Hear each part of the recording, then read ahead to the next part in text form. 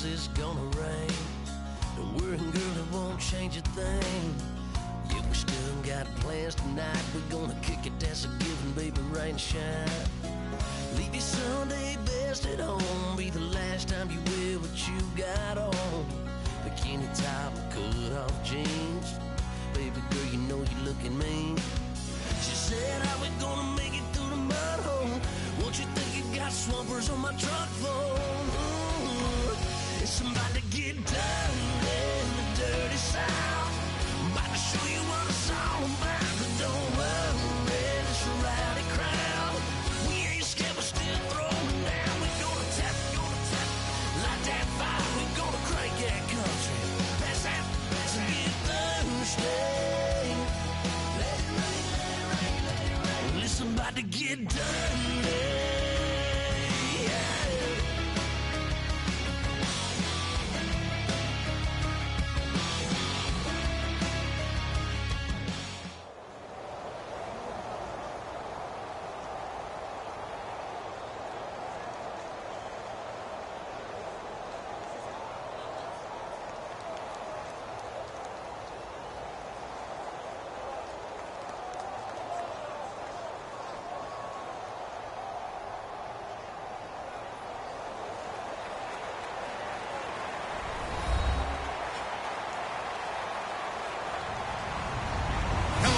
I'm Larry Ridley. Welcome to the NFL on EA Sports. We've got a good one on tap today, and there's going to be two quarterbacks ready to get it done on the gridiron. It's Ryan's Falcons going up against Rogers' Packers.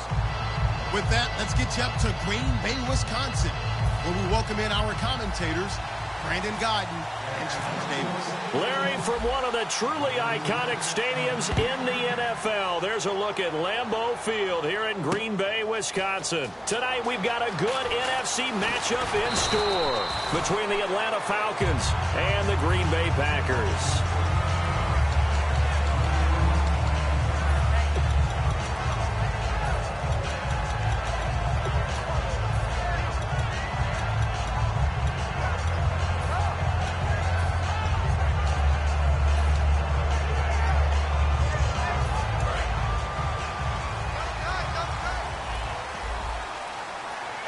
They'll come out in the pistol.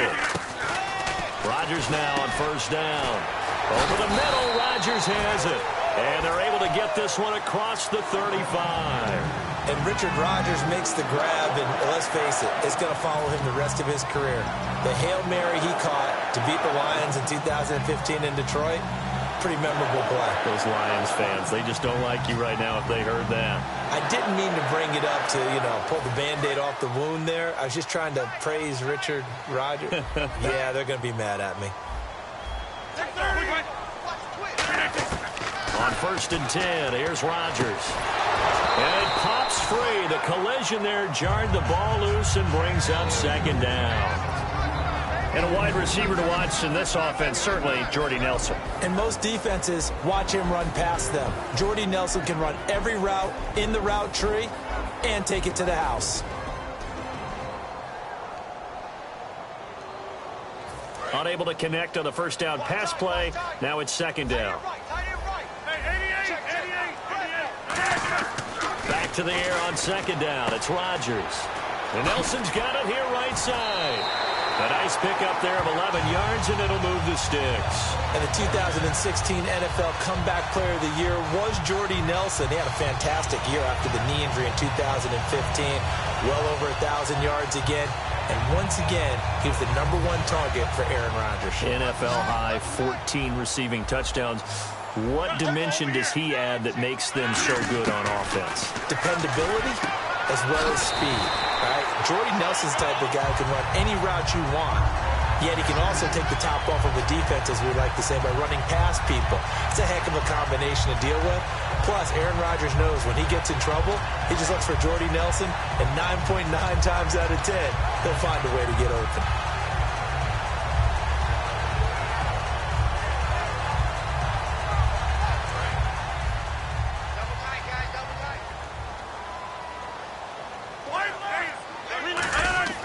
Throwing on first down is Rodgers.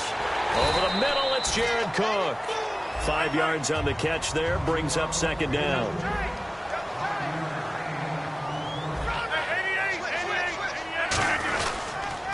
They'll give it to him right up the gut. And they'll be inside the 25 now at the 24. 7 yards there, good enough to move the sticks.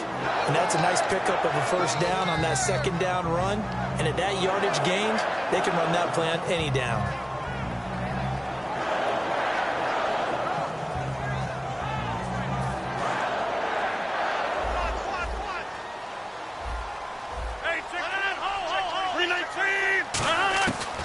On first down, Rodgers. Caught left side by Cobb. A couple of years ago, Cobb signed that 4-year, $40 million deal. Since then, the numbers have been down a little bit, although last year only played 13 games. Yeah, and I wouldn't be as concerned with the numbers dropping if I were a Packers fan, because remember, Devontae Adams has developed as a player, and his numbers have gone up. You got Jordy Nelson back to full health in 2016. He's going to catch a lot of passes, almost caught 100 in that season.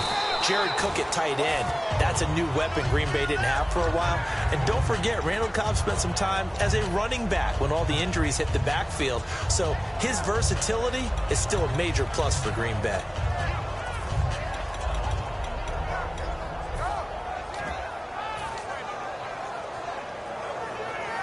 And a new set of downs here after picking up the first on the ground.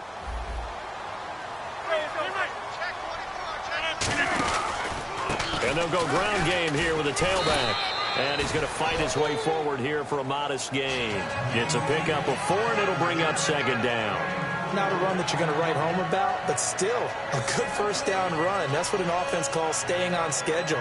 3 to 4 yards on first down, you're set up very well for the rest of the drive.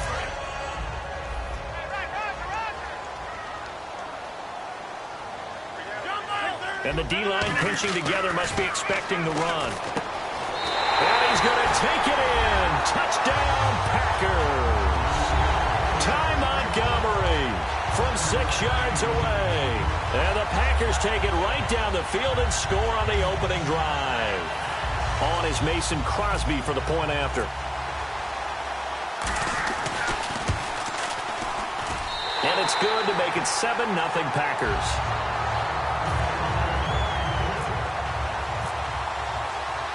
Now after the touchdown, here's Crosby to kick it away. And no return on this one as the fair catch is signaled for and taken.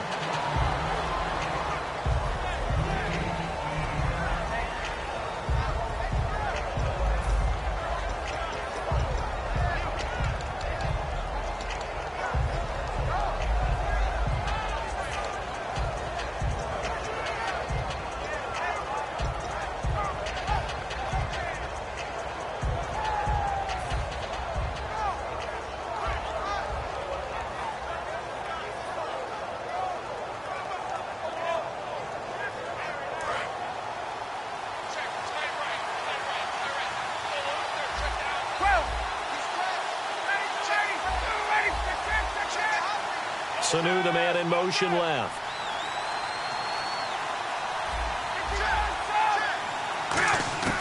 On 1st and 10, it's Ryan. It's caught, left side, Tammy.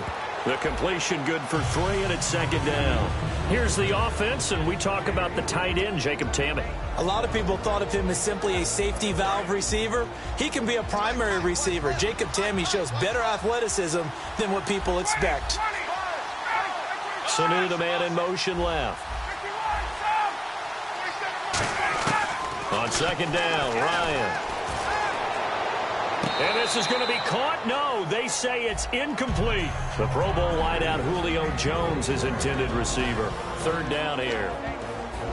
And let's get a look at the Green Bay defense. Clay Matthews is an absolute force. Multiple Pro Bowls as an outside linebacker. He can swing inside and create the same havoc.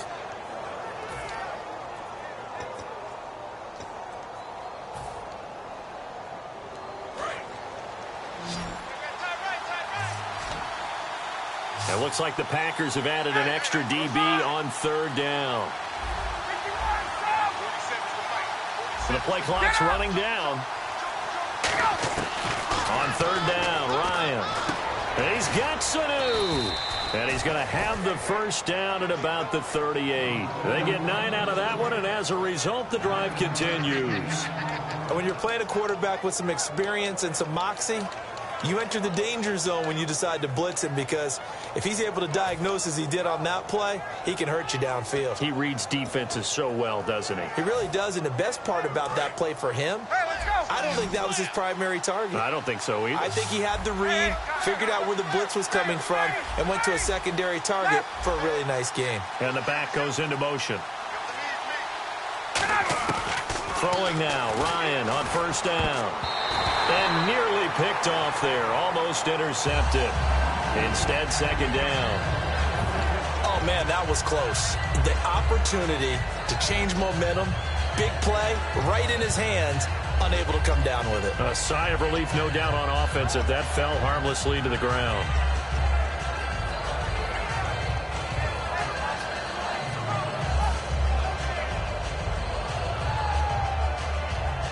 Offense still needing 10 yards. Second down.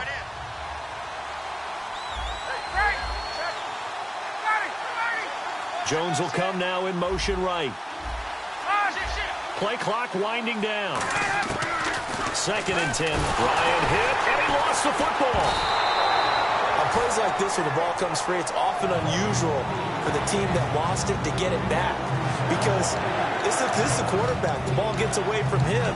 Everyone else is trying to execute what they're supposed to do on offense. They're usually looking in the other direction, downfield, or have moved away from him.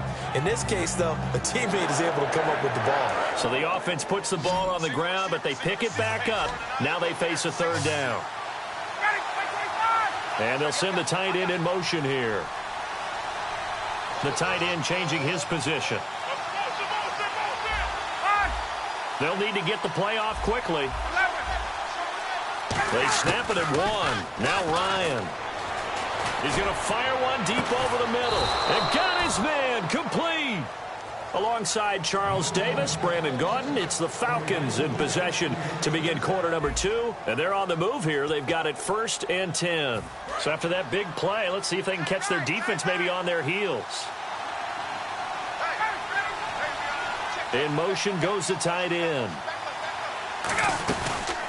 This is Freeman on 1st and 10. Fighting his way down to about the 35-yard line. And when you watch Devontae Freeman run the football, you can almost close your eyes and hear him running the football, can't you? Because people just scatter. I mean, you know, when he goes through a pile, it moves in a positive direction for him. I just love how hard he plays the game. 1,000-yard season. He had 11 touchdowns last year. In March, 25 years old. So he's kind of hitting that sweet spot for a running back, isn't he? He really is, and I still remember the evaluation of him coming out of college. He does everything. Nowhere to go here. He lost the football. Call it luck or skill, whatever the case is, they're feeling good about just keeping the football there. Yeah, the biggest thing that they're calling it now, our ball. I mean, they don't care if it was luck or skill, or the panic that jumps up in your chest when that ball's on the ground. Whether you get it or your teammate gets it, just as long as you retain possession, that's all you're looking for. 3rd and long, it's Ryan. Ryan hit, and he lost the football. And the Packers pick it up, and they take possession of the football and have it at the 36-yard line. The Packers offense now heading back out onto the field. And that last drive, a long drive, but not just that. They had a great air attack going. Do they stick with air? I would think that they would, because if they were confident enough to do it on the last drive, starting backed up in their own territory, why would you change anything? They've got to be confident about what they're presenting and continue to do so. Because the secondary, they really look clueless.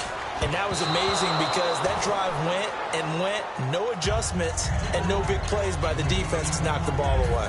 When you see passes knocked down by those guys I call the frustrated fullbacks, the linebackers, you know that in their zone coverage, they were able to drop, see the ball thrown, and react to it very quickly. Now it's Rodgers. Caught left side by Cobb. Only 3 yards on the catch. It's 3rd down. When you see zone defense and you know you've got a drag route on as your primary call, you've got to be really careful as a passer about how far you let your guy go, because he might wander into some tough coverage. In danger of squandering their great field position as they come up on a 3rd and 7. Throwing is Rodgers on third. Nowhere to go here. He lost the football. So it goes as a fumble, but the key thing, not a fumble loss. Yeah, that stat's big, isn't it? I mean, I remember watching teams play. The ball might be on the ground a number of times during the game, but the other team doesn't get it. That's a huge difference in the ball game. And in this case, they were able to retain possession.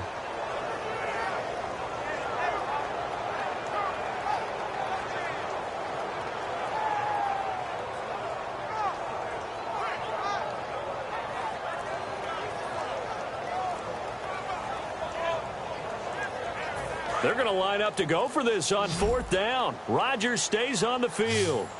Now Rodgers not pleased with the setup. He's going to take a timeout. They'll have 2 remaining as we step aside here in this second quarter.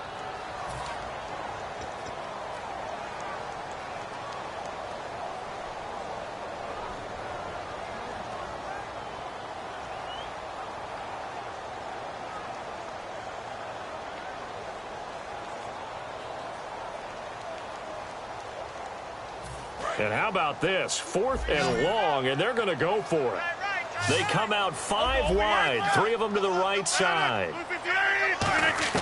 Rodgers to throw for it on 4th. And he finds Cook. And he's going to get the first down as they bring him down at the 23. Brandon, I have one word for you after that completion for a first down. Lucky? Analytics. Well, the analytics say you pumped the football there. So we're changing to analytics as we go, right? What a big-time play for them. And really took a big-time chance. Yeah, big-time first half chance. And now a first down following that long gain.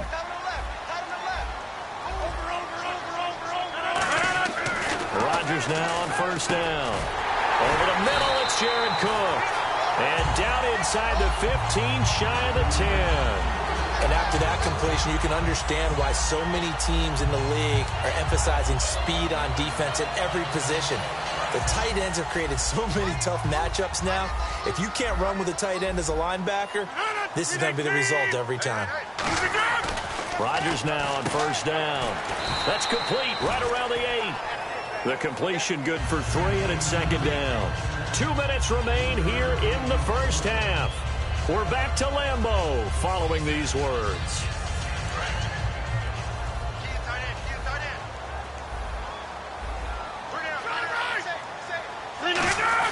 First carry for the fullback, Aaron Ripkowski. And he will get this into the end zone. Touchdown, Green Bay.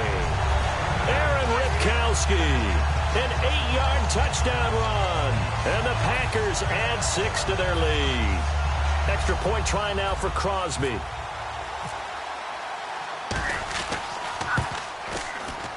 And it's good to make it 14-0.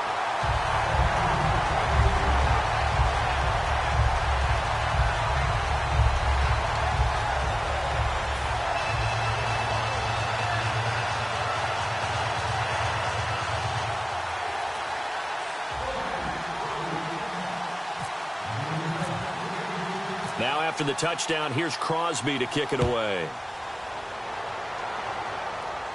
And a fair catch signaled for and taken successfully. Now the Falcons offense, they get ready to head back out here. And the turnover last time, that's sort of been symptomatic of their struggles here in this one. Big word. I like it, though, because you're exactly right. Like that, don't you? All game long, they've struggled moving the ball, turning it over on the last possession. Is that word again, symptomatic? Yeah. I like that. Your analysis, symptomatic of the success of this broadcast. What I like is that you gave me the word, and I just kept using it. The drive will start with a carry by Devontae Freeman. And he's going to be met at the line of scrimmage and taken down. Just a yard on the pickup there, and it'll bring up a 2nd and 9. See if they stay on the ground for 2nd down. They come out here in the eye. Here's Ryan. Oh, the ball comes out on the hit, but they'll say it's incomplete. Not too many things get to a quarterback of this magnitude, but I think it's safe to say that pressure can get to any quarterback. He's obviously a great franchise quarterback, but felt the pressure, threw it incomplete.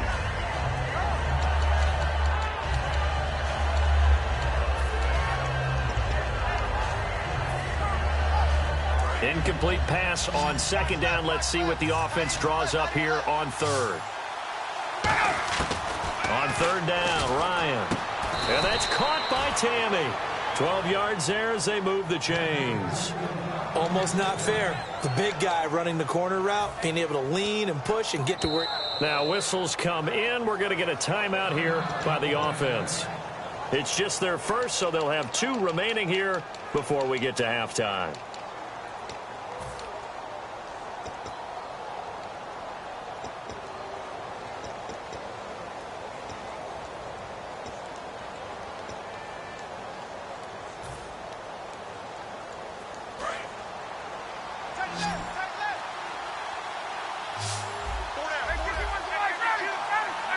They'll send the tight end in motion left. Now Ryan on first down. He'll rifle this one deep right side. Into double coverage, and it's intercepted. Picked off by Morgan Burnett. And his guys are going to take over at the 31-yard line. And Green Bay getting ready to go as they take the field. And they'll just simply be looking to build off the confidence of the last time out where they scored a touchdown. And confidence is powerful, isn't it? When you've scored once, you feel like you can go back out there and get it done again. Doesn't matter what the defense throws at them. They feel like they're in a groove right now, and they want to get out there and show it. Yeah, hoping to stay in that groove here this go-around. And quickly, they get to the line. And defensively, they were in zone coverage there. Do you have to be a little careful? You're losing, playing against a good quarterback like he is, to not play too much zone? Yeah, you have to be careful about how much time you're giving up. I think it's a good point you just brought up. So maybe if you still want to play zone, you go to a zone blitz scheme. And you can drop anyone out of your defensive front. Defensive end, defensive tackle. It doesn't matter. You just exchange someone to bring more pressure towards the quarterback and still try and cover downfield. Rodgers will try again on second down. And this time he's got the hook up. It's complete. And able to break one tackle, but then quickly brought down. But a nice little gain. I know exactly what's going to be said about that play from the defensive perspective. What's that? That's why I tell all you guys we need more than one tackler to the ball. He broke the first tackle. Luckily enough, there were more people there to get him down. Open man, the tight end Rodgers. A gain of 8 and a first down. And they're going to speed things up here. Would it be safe to say that as precise as routes are supposed to be run in the NFL, maybe they're not quite as precise in college ball? That's accurate, yeah. And I think we saw a college route in the NFL there. Just find the soft spot, find the dead zone, and find the first down. And that's what he just did.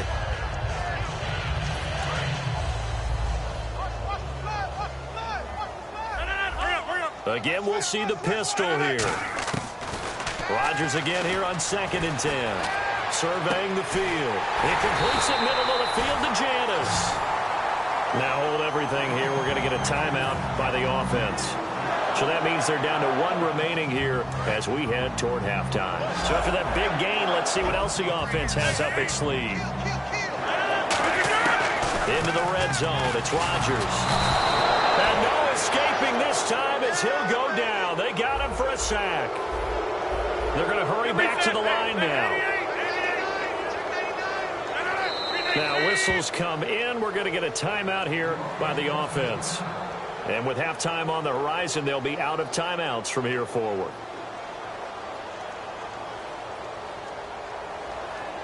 So 3 seconds here remain. And the Falcons going to use another timeout. So as they take it over, we step aside. So 3 seconds here remain in the half. On is the field goal unit to see about getting 3 points. From the left hash, it's a 42-yard attempt. And Crosby puts it through. First half in the books. You're watching the NFL on EA Sports. Welcome back. Charles and I settled into the booth, ready for quarter number 3.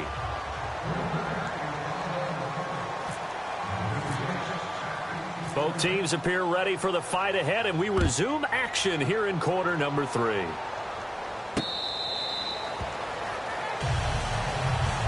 And here now come the Falcons. They come out here with a 0 on the scoreboard. What was said in that locker room? That's what I want to know.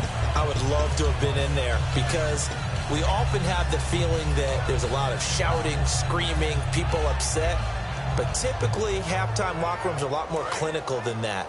And in this case, Are they upset that the plays weren't working because of execution, or do they think they were just bad plays to call? We'll find out pretty quickly here if they felt they had something going, but they just need to do it a little bit better or not. We'll find out. 10 yards on the pickup there, and that leads to an Atlanta first down. And that's a good sign right there as we start the third quarter, because in the first half, not much space to run the football. And as we go into the half, we often think to ourselves, all right, what's the adjustment? What do they have to do? You know what a lot of the adjustments are? No adjustments. You know the game plan, been working on it all week.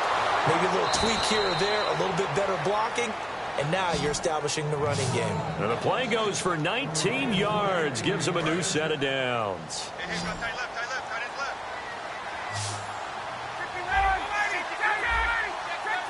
Freeman, the lone man in the backfield. He's going to get the football. And he'll lose yardage here, back at the 47. It's a loss of a yard there, and now second down. The evolution of Clay Matthews as a player, it's just one that they're going to end up writing books about. He didn't even start until his senior year at USC. He didn't start in high school, and now he's at all-pro level in the NFL. How about the play he just made there? Well, he has certainly made a name for himself. William Clay Matthews III connects with Sanu right side. And he's brought down. 12 yards that time for number 12 as they move the chains. That was a nice completion on an out route, and those types of plays are the result of arm strength by the quarterback and timing by the receiver.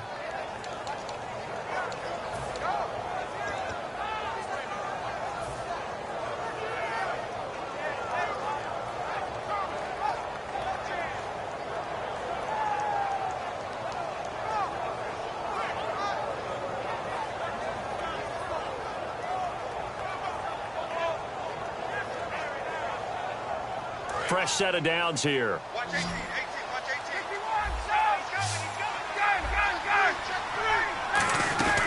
They'll run it now out of the gun. And not much running room. Down to the 32. 3 yards on the pickup there, and it'll be second down. I do know from experience that when you slow down someone's running game, you're now doing the dictating on defense. And guess what? Now you're getting ready to tee off on their quarterback because they have to throw it all the time. But you still have to be alert for the draws and other plays of that nature to make sure you don't get hurt.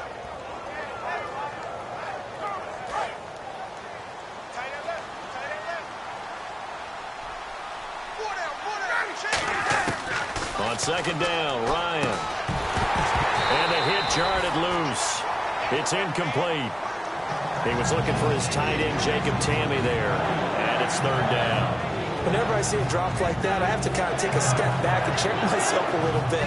So used to seeing those big guys make big-time spectacular plays that when they drop one, I have to remind myself, we ask a lot out of these guys. Block and catch the football, not easily done in today's NFL. Ryan. He's got time in the pocket. Finding Gabriel complete. And he'll take it into the end zone. Touchdown, Atlanta. Taylor Gabriel, 31 yards. And the Falcons get a bit closer. As a fan, is there anything prettier than a well-executed post route? No, it's a thing of beauty, especially when it's done like that for a touchdown. The throw, the catch, and how about the run after to get it to the end zone? And it's 17-7.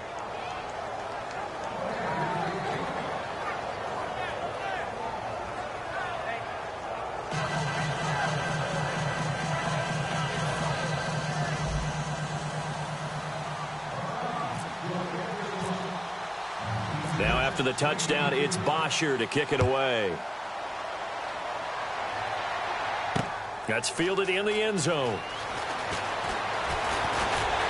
And a nice return sets him up pretty good here at the 30-yard line. Here's the Packers offense now getting set to start off this third quarter. And they split the uprights last time for 3. They've got the lead. They're not going to play this conservative. They're not hoping for another field goal. They're hoping for a touchdown. I'm with you on that one. I like where your head is. I like the way you're thinking because you're exactly right. Trying to sit on a lead and play that way, that doesn't work too well for most teams. Run your offense. Run what you do best. Exactly. Put it all the way down and try to increase your lead in a big way. And the best way to do it, touchdowns. Everyone's got to be able to catch the football. Doesn't matter what position you play, but if you're on offense, be aware a ball may come your way. Looks like the defense in press coverage here. Here's Rodgers. And incomplete there. A nice hit. Jars the ball free and brings up third down. Timing's crucial in any route thrown, but when you throw an out, so many things are going through the mind of the receiver. Catching the ball, timing it up with the quarterback. Are my feet going to get down inbounds? On that play, all those things going through his head might have caused him to drop it.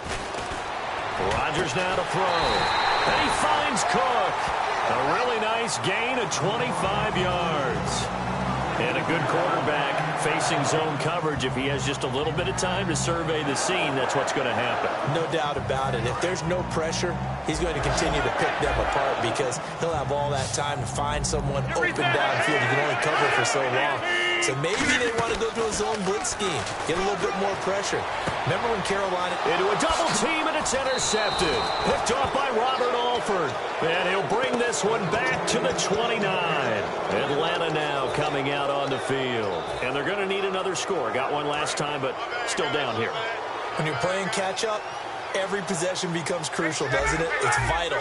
Get back out on the field, punch it in the end zone again. They know it's not easy, but what they do have going for them, they did score the last time. They think they've got a good formula working. And what about the defense? Well, now you're just saying to yourself, okay, gave up a score last time. What adjustments do we need to make to slow them down now and get the ball back for our own offense? Is it more pressure? Is it more zone? What do they have to do? They're trying to figure that out themselves. We'll see if they can figure that out right here. And after the play on the ground, that brings up second down here. They'll send the tight end in motion.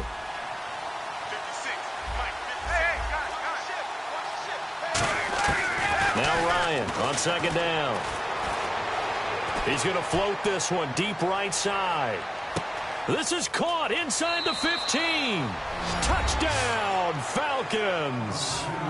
Julio Jones, 69 yards. And the Falcons have cut it to within a score. Good pass, clean catch, and a house call there on the fly route.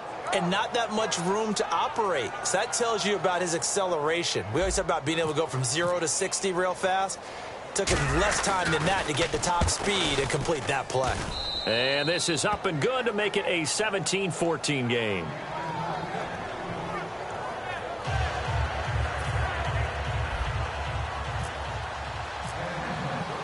Now after the touchdown, it's Bosher to kick it away. That'll be taken in the end zone. And he won't return this one. He'll go down to a knee, and they'll start at the 25. The Green Bay offense now about ready to take possession here. And following the interception, we'll see what they can put together on this drive. I can hear my old college coach right now. He always used to tell us before every game, the team making the fewest mistakes will win. What they're hoping is that that last mistake is their only one of the game. Coaches, that's all they talk about, turnovers, right? Minimizing those and maximizing opportunities. And they're definitely showing blitz here. They come out here in the eye. They go back to the air here after the INT on the last drive. Little lull in the action here to go over an offseason storyline that's kind of interesting. LA a couple years ago, they have no teams, and now they're going to have two with the move from San Diego to LA. What does that mean for the league and for the Chargers? It seems like an easier transition, doesn't it, than St. Louis when they moved back to Los Angeles. Less culture shock. Less culture shock, less, obviously geography, the whole deal. But it's a transition that still is not going to be easy. Remember, they're going to go play in a soccer stadium, essentially, for at least the first couple of years before they share a stadium with the Rams. So that changes things. Obviously, trying to create an identity in the market they haven't been in a long time. They began as the Los Angeles Chargers, but only played one season as such. Throwing is Rodgers on third down. Well, there's that man again. It's complete. And he will have first down yardage as he's brought down at the 41. And the game just keeps evolving. Big guys running those corner routes, so difficult to cover.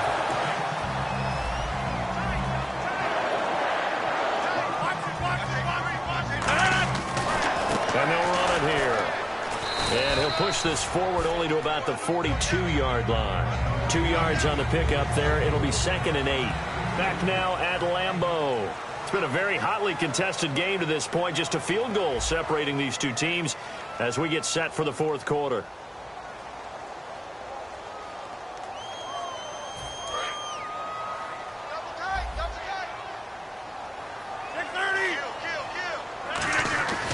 On second down, here's Ron. Now look at this. They get the turnover they needed. It's intercepted. A great read, and it's picked off. And the return here is stopped at the 35-yard line. Now the Falcons offense gets ready to head back onto the field. And they're hoping to capture some of that magic they had last time out when they were able to put together a scoring drive. But they're still down here, Charles. Not the major concern, though, because of what you talked about. They scored the last time out. They feel good about themselves. They feel like their game plan is now in effect. They know how to attack and what plays they want to put together. But they've got to keep it moving in the right direction because, as you did note, they are down on the scoreboard. Credit him with a 1-yard gain there to make it 2nd and 9. They know that old expression, it's not my night. It hasn't been his so far. I don't know if the legs are a little bit heavy. Sometimes having to hang out all day and play doesn't exactly play to your advantage, but it's been a tough go for him. And every time he looks up, somebody's there defensively. That was the same case on that play. Freeman, the lone man, in the backfield. On second down, here's Ryan. And a hit jarred it loose. It's incomplete. And he's certainly not a guy that drops that football very often. Indeed, because that's a bit of a surprise. I know he's in the middle of some traffic and people, bodies all around him, but he usually has the focus to haul that one in. Looking to jam the receivers at the line here. Press coverage look defensively. On third down, Ryan. He's going to sling this deep downfield. And incomplete. He can't hang on. Would have been a nice catch. Instead, it brings up a 4th down. When teams take shots at the end zone, you've got to defend it the same way you would defend the first down sticks. You defend the goal line exactly the same way. They can't cross that. You played through the receivers, and on that play, that's exactly what they did, and batted it away. And this one is no good. He missed it. And this score will stay right where it is. Everything looked good. Good snap, good hold. Sometimes, though, the ball just doesn't want to go where you want it. And this one winds up no good.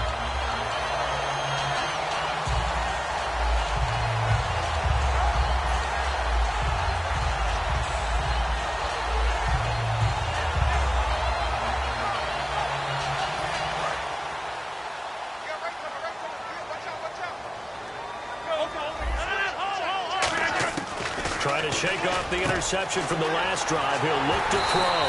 And he's going to get this all the way down inside the 35. 26 yards on the pickup there. And that leads to a Green Bay first.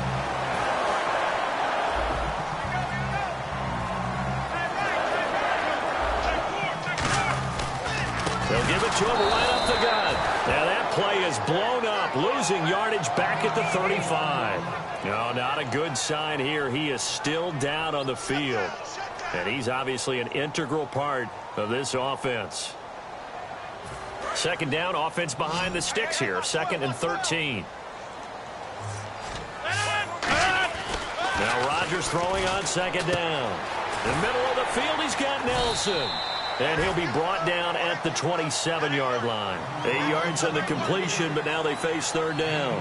That was a nicely run slant route, and what the receiver's trying to do is make the defender think he's going upfield for a deeper route, and then breaks it off, usually after about 3 to 4 steps, and cuts towards the middle of the field. And now what he's trying to do is use his body to keep the defender away from the football and give the quarterback a really nice target. They give him 13 yards there on the play and a fresh set of downs. And that pickup of a first down, that's going to leave a mark because they really needed to stop them there, didn't they? So frustrating. Defensively, you're a play away from getting that football back here down late. Tough. Now they've got to find a way to create a turnover or take a... Oh, no, he lost the football. And the Falcons grab it. There he goes, right side. He's at the 50, 30, 20, 10, 5, And this is going to be brought back. It's a scoop and score for the Falcon TD. So a big turn of events there. This defense makes the play. They return it for the score, and now they have the lead. So much for ball security for the offense. Playing with a lead in the second half. They give the ball up, and all of a sudden they're behind. Big-time fumble.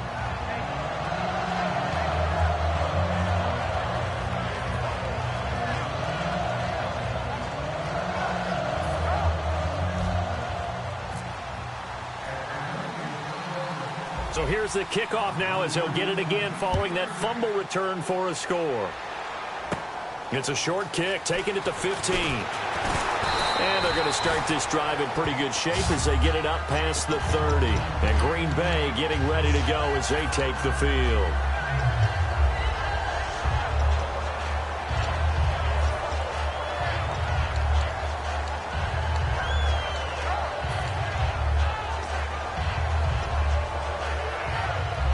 The offense certainly looking to score some points, but they also need ball security here late as we get down to the final moments of this one.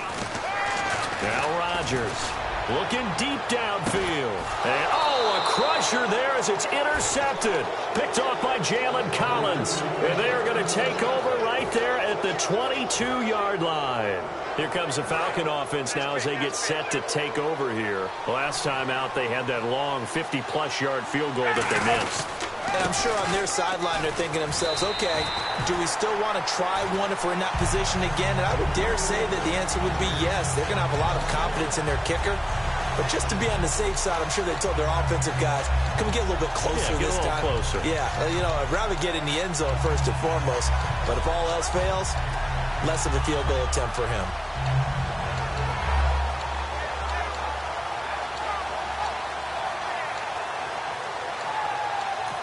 And now a timeout coming from the defensive side for the Packers. It's just their first. They'll be down to 2 remaining as we step aside here in the fourth quarter.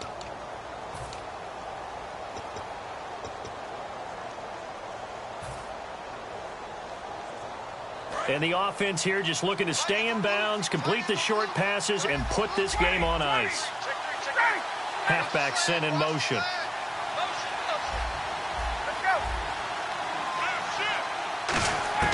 On second down, Ryan. Sanu with a grab over the middle. That one good for the completion percentage, but no gain. It'll be third down. Time for a break. We'll come back for the electrifying conclusion after this.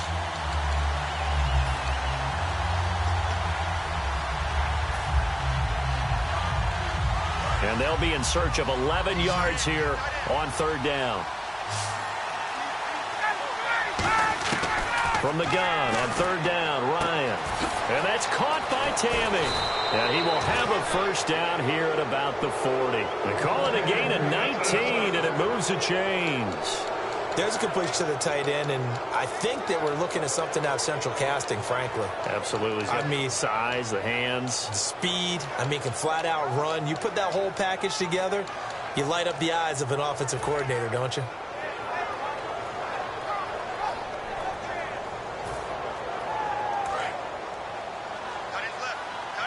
And on the outside, they're playing press coverage.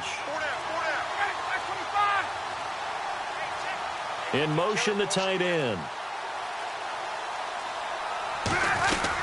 They'll run it now out of the gun. And some room to roam now. Devontae Freeman, they're not going to get him. Touchdown, Falcons. Devontae Freeman, 59 yards. And the Falcons will add on to their lead. Well, it'd be real easy to say that they are firmly in control right now, but I'm looking at your face and I'm thinking I've got to be careful with that.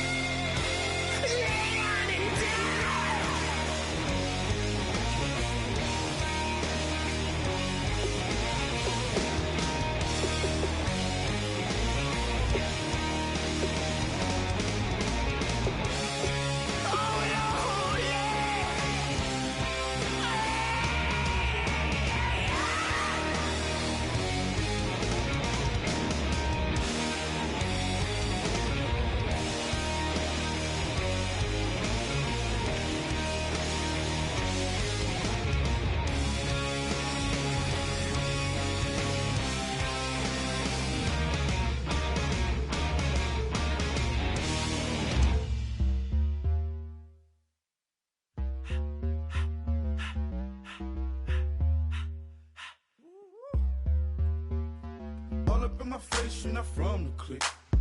Give me space, we might rob it. Most say that, baby, they don't love the clique. I thought they love you when you make it. This some mother. Yeah, this some mother. Friends and business don't mix, so I'm brotherless. Tryna get back close, hit them with the stiff. Gears I shift, make sure they feel the drift.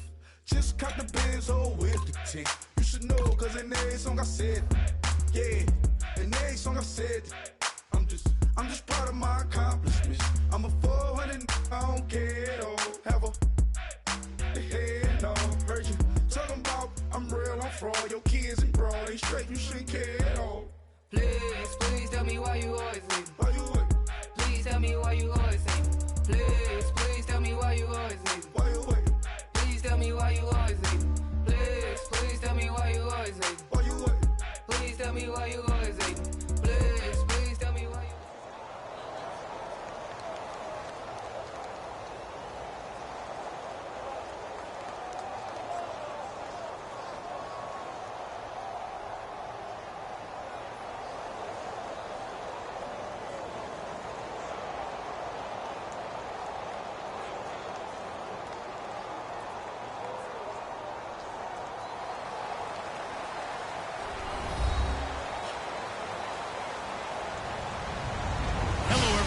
I'm Larry Ridley. Welcome to the NFL on EA Sports. Two teams will need their quarterbacks to step up and lead their offenses on the gridiron today. It's Bortles' Jaguars going up against Ryan's Falcons. With that, let's get you over to the Georgia Dome in Atlanta. Here are Brandon Gaudin and Charles Davis.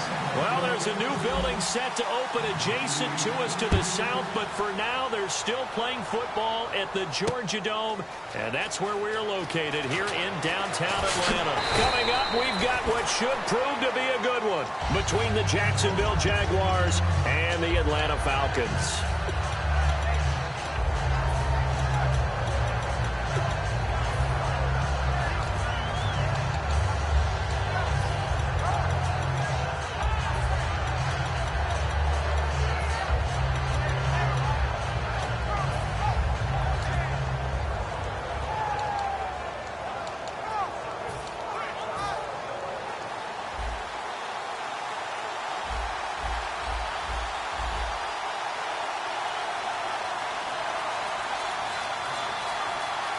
They come out with one back and three tight ends. This is Ivory. And a nice run past the 30-yard line there. A nice run there, 9 yards, and it'll be second down. First play of the drive, let's give credit all around. Excellent blocking, but the guy carrying the ball, he was the finisher. A really nice run.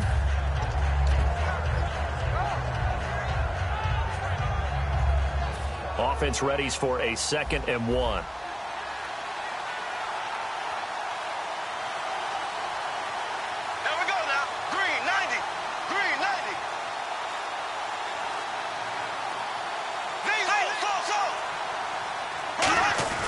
Again, they run. Again, it's Ivory. And he'll get it out near the 40 to the 39. 8 yards on the pickup there, and it moves the sticks. 2nd and 1, and people want to run the football. This is where every back in the league is supposed to do exactly what we just saw there. Pick up the first down.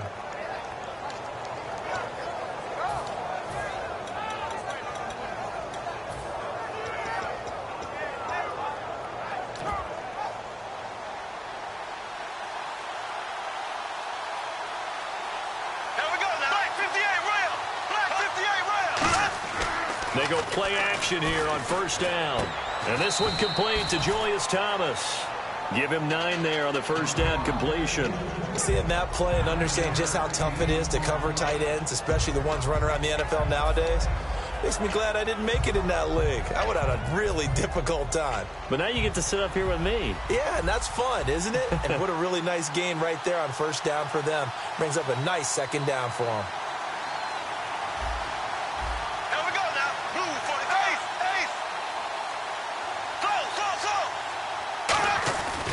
On second down, Ivory. And he'll get it into enemy territory just across midfield at the 49. It's a gain of 4 there, and it gives him a new set of downs. 2nd and 1 is often an invitation to take the big shot downfield. But I bet the offensive linemen said, are you kidding? We just get on our backs and let's go get the first down. They love being physical. So they pick up the first down after the run, and now they approach for the fresh set. Here we go now. Green 39. Green 39. Ace. Here we go. They stay on the ground. Ivory again. And able to push his way forward here for a good little gain. 5 yards on the carry. Good pickup on first down. And a look at the offense that is hoping to put some points up in bunches here in this one. Ace. Here we go. Green 39. Ivory. And he'll get it down on the play to the 37. It's a pickup of 6 and good enough to move the chains. That's a good, nice, crisp run for a first down. I wonder if the defense might have been loosened up a little bit, maybe anticipating a pass instead of the run that they got.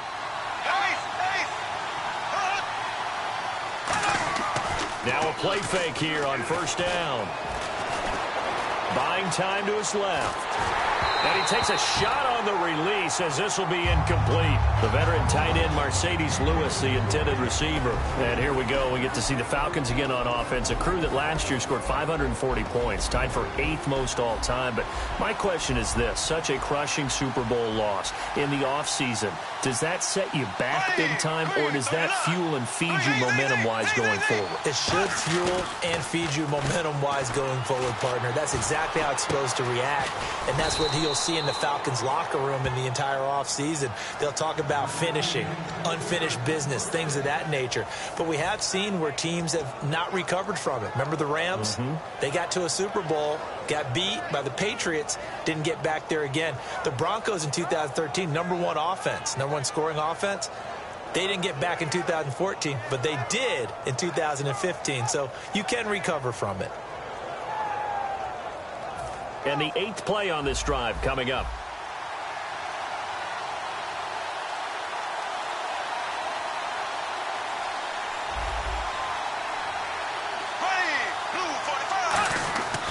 They go back to the ground attack here. It's Ivory. And they'll get him down right around the 16. 2 yards on the carry there. It'll be 2nd down. That's a good play by the guys on the defensive side of the ball. Held them to a gain of 2. And that changes the playbook a little bit now for the guy calling plays. 2nd and 8. Now he's got to probably think about going to the air instead of maybe staying with the ground game. A running play now for Ivory. And he'll get 4 there, down to about the 12-yard line. Tackle made there by Robert Alford. Frustrating for a defense, energizing for an offense. Finding a way to create that type of yardage in your running game, that'll make the guys carrying the ball very, very happy. They run with their short yardage man, Ivory. And he gets the first down yardage he needs before he's brought down at the 6. Alongside the former defensive back Charles Davis, I'm Brandon Gaudin. It's Jaguar football as we begin quarter number 2. And they've got it here with a first down.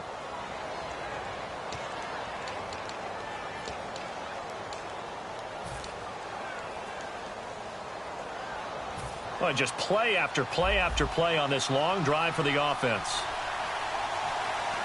Here we go. Blue 45. Blue 45. So.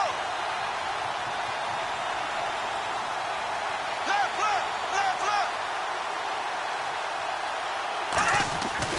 They'll try to run with Ivory. And this play doesn't go anywhere. Backwards, losing yardage to the 11. It's a loss of 5 there, bringing up 2nd. And that's why you see so many teams play a 3-4 defense, because that set gives you a lot of flexibility about where to bring pressure from, and it's hard for an offense to pick it up.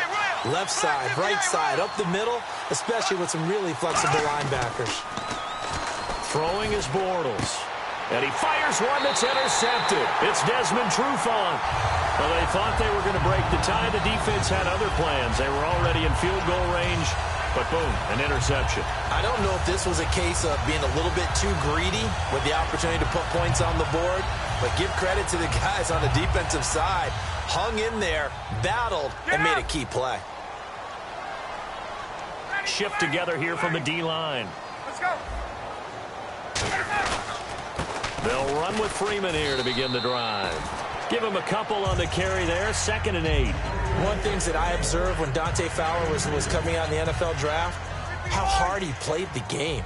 Every time I turned on a tape, he was either rushing the passer, making a play, or making a play in space against the ball downfield, or hustling from one sideline to the other. How about that play right there? Making a nice tackle, holding it to a short gain. And that one goes incomplete. He's maybe lucky it wasn't a fumble as he got hit as he threw it. It's a tried and true formula, and I don't think it'll change for as long as we play football. If someone's trying to throw the ball and you can put pressure on them and make it tough, that's only going to help your defense. Yeah, he's since being hurried. He got rid of it before taking the hit, but incomplete. 3rd down and 8 now. And they'll send the tight end in motion left.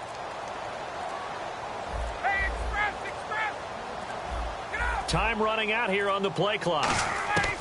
On 3rd down, Ryan. It's caught. Jones. And they're going to get this one all the way out across the 45. And that's the connection, Ryan to Jones, that this defense obviously has to key in on. Certainly feels like they got the party started with that one, doesn't it? And when those two get in sync, it just scares the heck out of defenses because he can hit Julio Jones in a short zone, and he can take it the whole way. A gain of 3, 2nd down. Partner, we know today's NFL is really built around the guy throwing the football. But these short runs, they still pay dividends because they can take their toll on a defense, and they can add up as the game goes along. You control the clock, you control the ball, and that way you often control the game. And the tight end goes in motion left. Gun! 21! On 2nd down, here's Ryan. He's got time. Oh, nearly picked. And maybe lucky there. This guy doesn't drop many defensively. 3rd down. Good job by the O-line. Quarterback had time to go through his checks. That's one you need to take advantage of. A perfect situation, and they're unable to take advantage of it. When you have that much time to scan the field, you have to find an open receiver.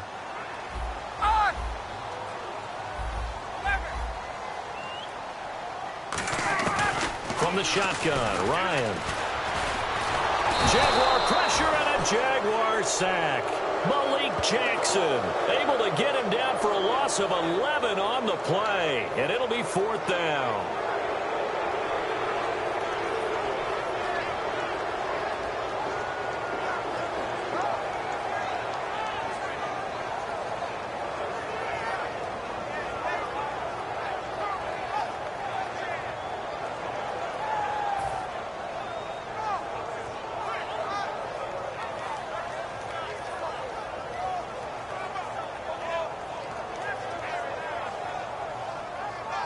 So on 4th down, the Falcons will call on Matt Bosher to punt it away. Back deep, Rashad Green. The play clock's running down.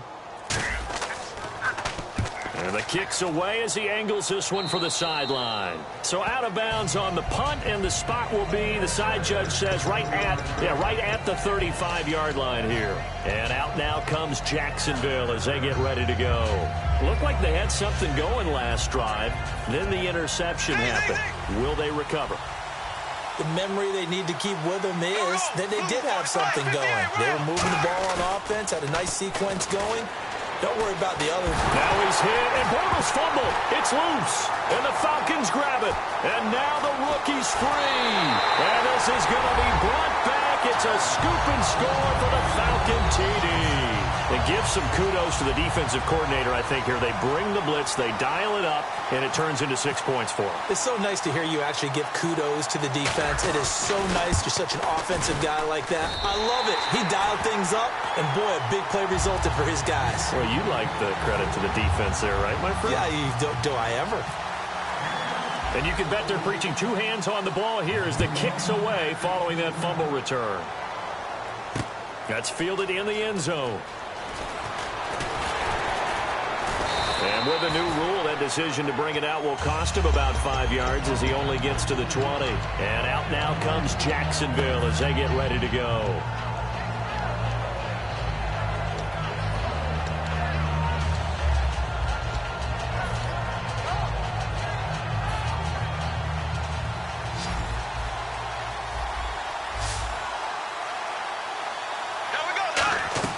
On 1st and 10, here's Bortles.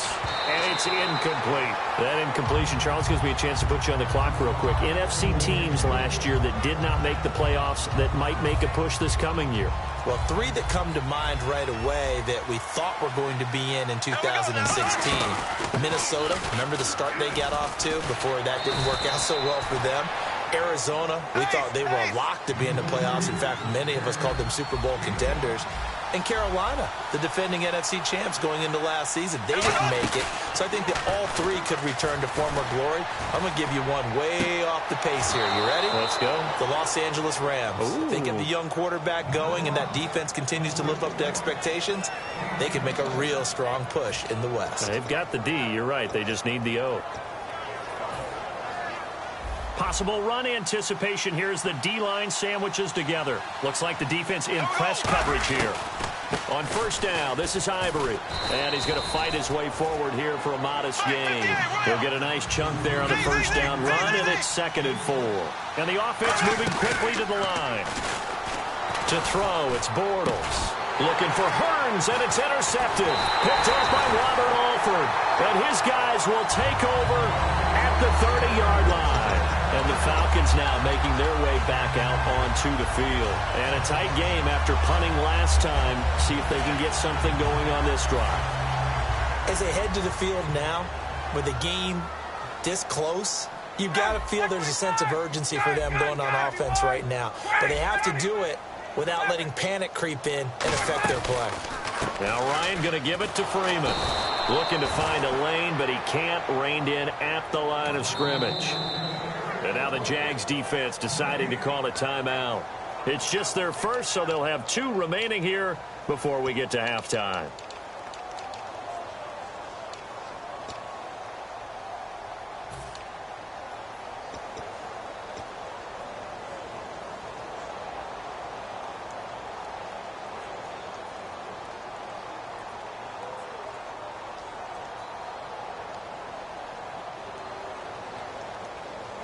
Offense looking to avoid a 3rd and long. It's 2nd and 10.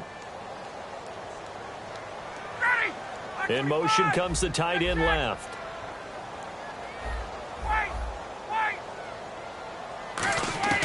Now Ryan on 2nd down. Dancing to his left. Now he's going to let it into double coverage, and it's intercepted. Picked off by Tashawn Gibson. And they take possession of the football and have it at the 36-yard line. The Jaguars offense now heads back onto the field. And 2 interceptions thrown here in this first half. You hear it, no matter the sport, they say the great athletes, they can kind of have a short-term memory, but that's easier said than done. It is easier said than done, but I played with a guy who threw 2 interceptions in the first quarter of a really big game we were playing. Johnny Unitas? And no, not quite at that level and not of that age. But I remember I was going for the age. I remember looking over at him, and he was smiling. And I thought, what is he smiling about? It's because he had enough confidence in himself that was a fluke. And he went out and played pretty well the rest of the day. Allen Robinson, the intended receiver. And it's 3rd and short.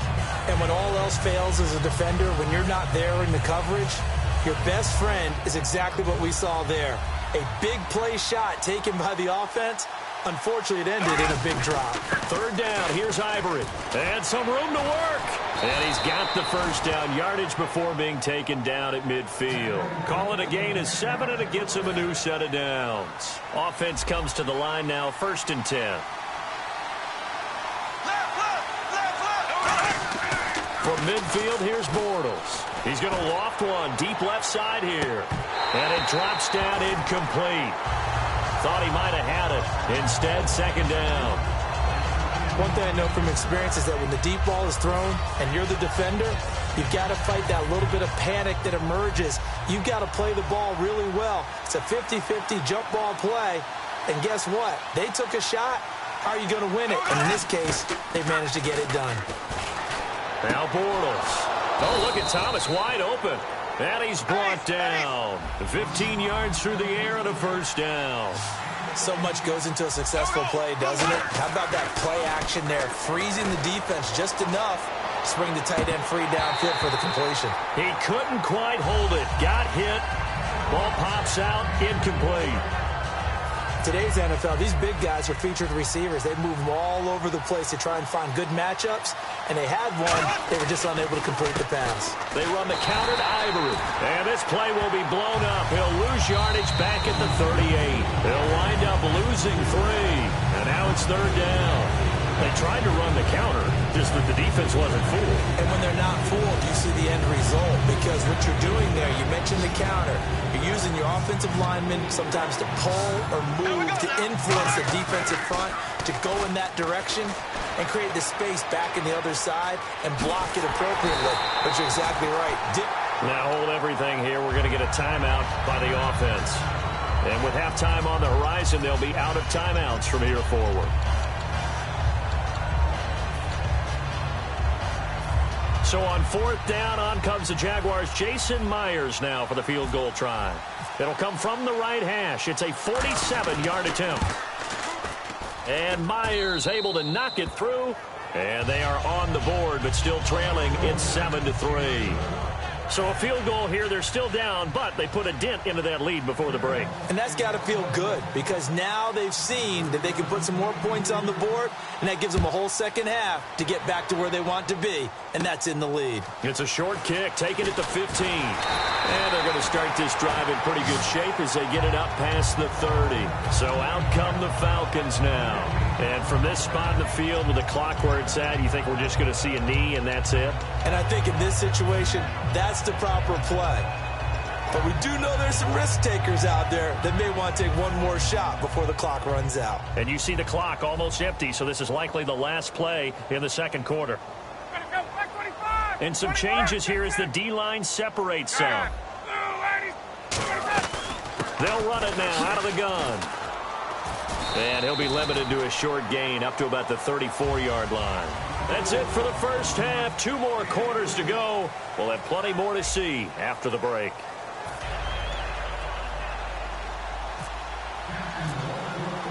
So both teams have their marching orders, and we'll get going again here in quarter number 3.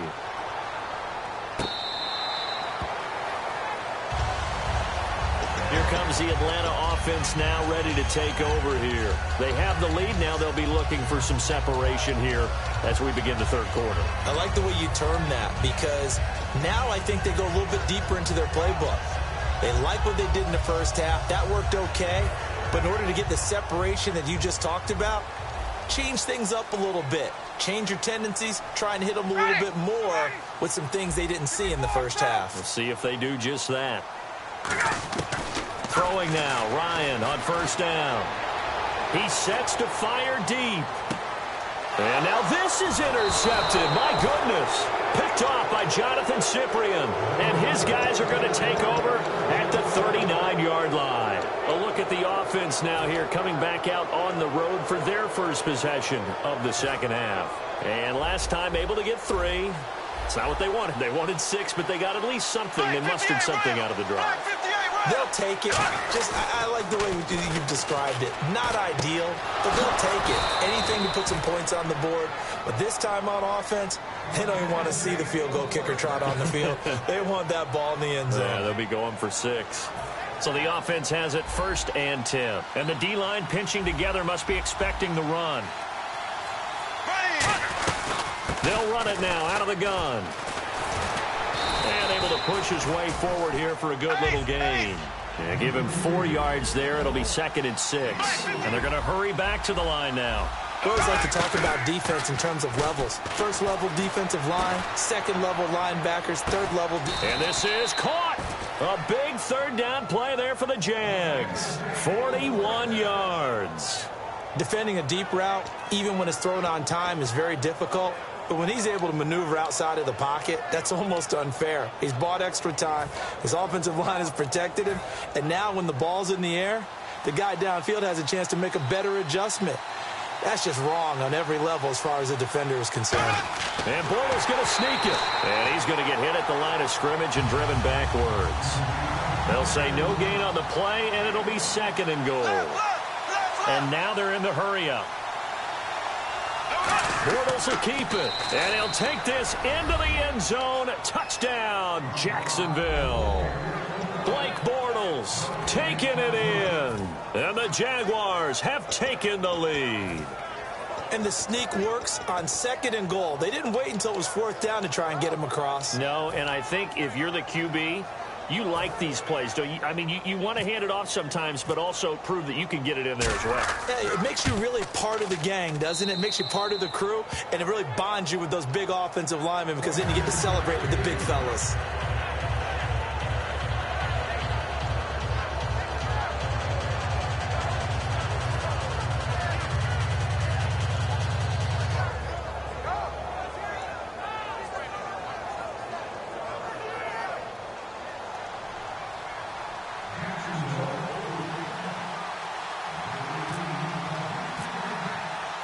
And after the touchdown, here's Myers to boot it away. This will be taken in at the 1. And good starting field position. He'll get this one all the way up to about the 35-yard line. Now the Falcons offense, they get ready to head back out here. They trail offense, first time to touch the ball in quarter 3, and we'll see what they can do. And I can't wait to see what they have planned. Because some teams script to start a half. Other teams just go, okay, these are the sequence of plays we want to run. These things worked well for us.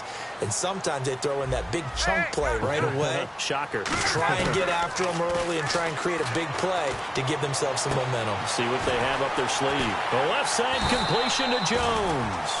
23 yards on the play.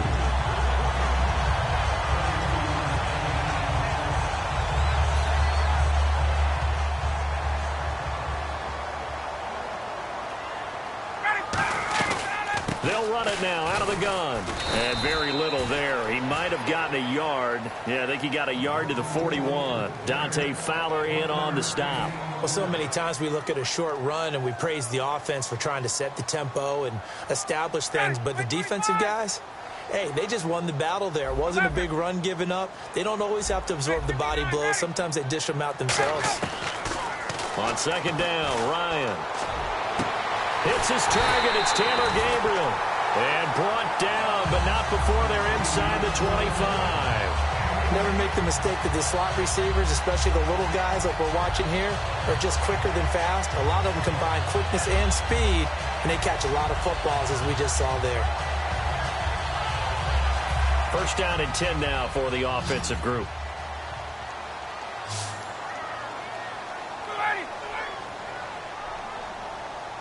And they'll send the tight end in motion here. Play clock winding down. Shift together here from the D-line. To throw is Ryan. And this is caught at the 8. A nice pickup of 14, and it moves the stick, sets up a 1st and goal. Partner, they weren't quite in the red zone, but things are starting to get condensed on the field. Throwing the corner route there, really nice play because it gives them a little bit of room to complete it. And now the offense operates in the red zone. They'll run here with Freeman. And he'll be stopped just outside the 5 at the 6. It's a gain of a couple, and it'll be 2nd and goal. Looking to speed things up here, going with some tempo. Defensively, pretty good start there with their backs against the wall. That's a win for the stop troops right there. And he's got his star receiver. It's Jones for the Falcon touchdown. Julio Jones, a 5-yard touchdown. And the Falcons have retaken the lead. And that makes it 14-10.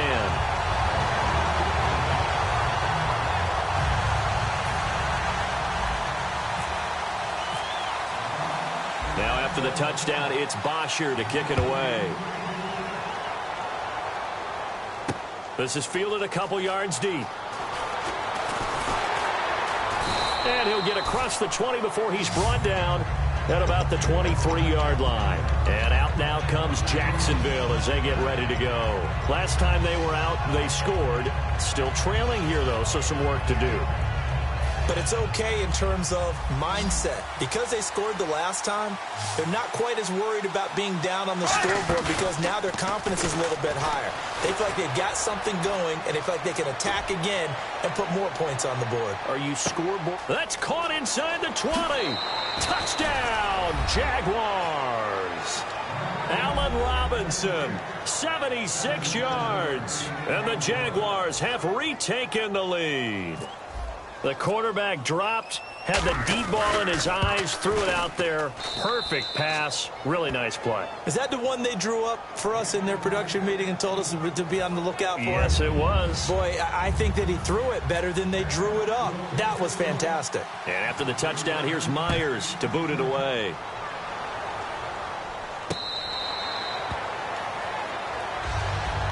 And here now come the Falcons. And they'll be looking to build off of a nice drive last time, a drive that really relied on the quarterback.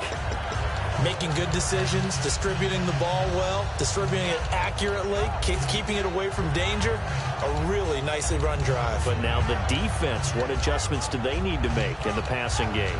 Pass rush, pass rush, pass rush. Whether it's the guys up front or maybe you bring additional guys, but you've got to disrupt the timing of them throwing the football. We'll see if they can disrupt it here.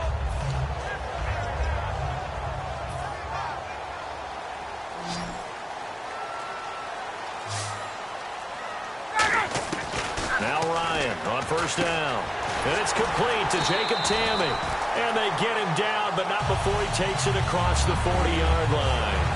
Partner, it's a lot of fun watching the NFL now, isn't it? Because when the big fella runs routes, it used to be when we were kids, he'd run about 3 different routes, and that was it. Now he can run anything and catch the balls we just saw there. So here we go, 1st and 10 now. And they'll bring the big tight end across the formation left.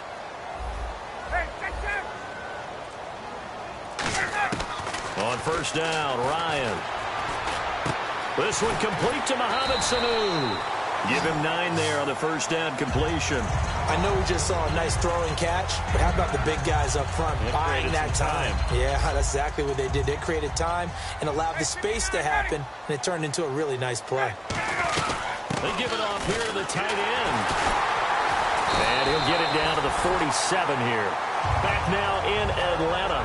It's been a very hotly contested game to this point. Just a field goal separating these two teams as we get set for the 4th quarter.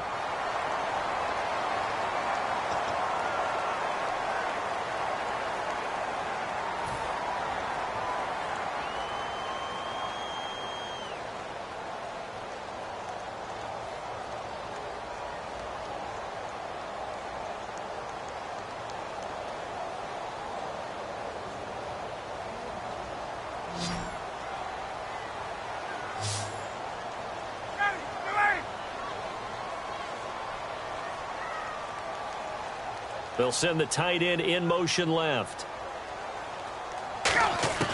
On 1st and 10, it's Ryan. Caught on the right side by Jones. And he is out of bounds inside the 35. It's a gain of 14 there. And it'll give the Falcons a first down.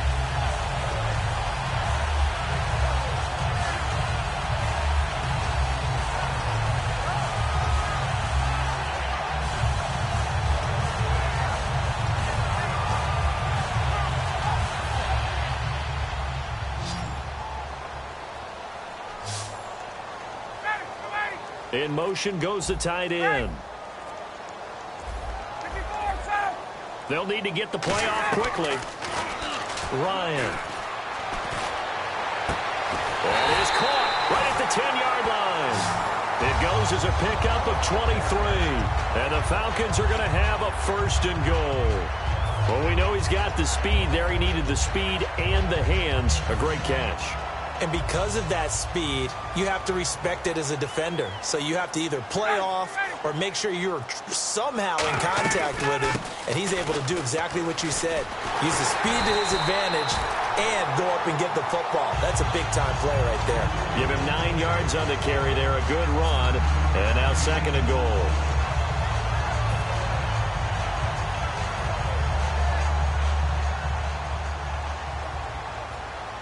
Possible run anticipation here as the D-line sandwiches together. Now it's Ryan. And he is into the end zone for a Falcon touchdown. Julio Jones, his 2nd touchdown of the night. And the Falcons have taken the lead here in the 4th. It's up and good to make it 21-17.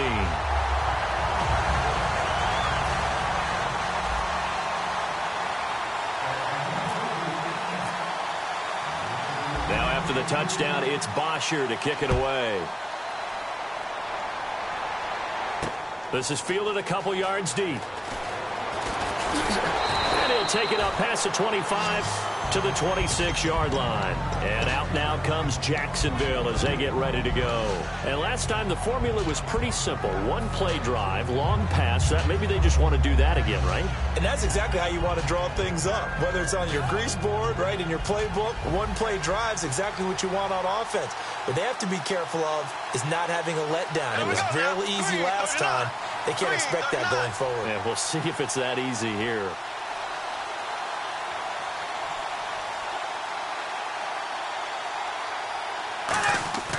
Now a play fake here on first down. And this is caught. Mercedes Lewis with a grab. And he goes out of bounds across the 40-yard line. 17 yards on the pickup there. The drive will continue. It's a first down. And that's one of his advantages of a passer, is it not? With his height, setting back there in the pocket, firing it over the middle, he can really see everything clearly. It is, and I know that other quarterbacks get it done different ways, all right? You don't have to be his height to make a great play. But what he does is he takes away having to make those slide steps in the pocket to find angles to throw the ball through. He just throws right over the top of it because he can see everything, and sometimes that saves time and gets the ball to a receiver quicker. He's going to launch this thing way downfield. And he takes it in. Touchdown, Jacksonville. Allen Robinson with his second touchdown of the night. And the Jaguars have moved out in front here in the fourth quarter.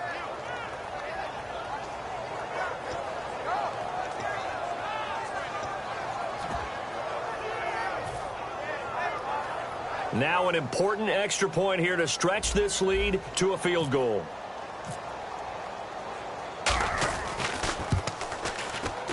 He's got it, and this is indeed up to a 3-point lead.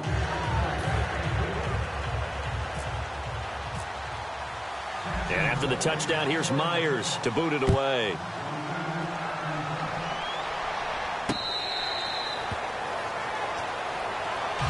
Now the Falcons offense gets ready to head back onto the field. Good drive last time. Really effective passing the football. Do you maybe mix it up, now go to the ground game and surprise the defense a little bit? I would anticipate the defense making some changes, but I wouldn't necessarily just absolutely go in the opposite direction. They're doing so well throwing the ball. Yeah, why I wouldn't change it up until they showed me a reason to do so. Ryan on the handoff. It's Freeman. And not a whole lot doing there as he'll get it up to about the 28-yard line. Give him 3 on first down.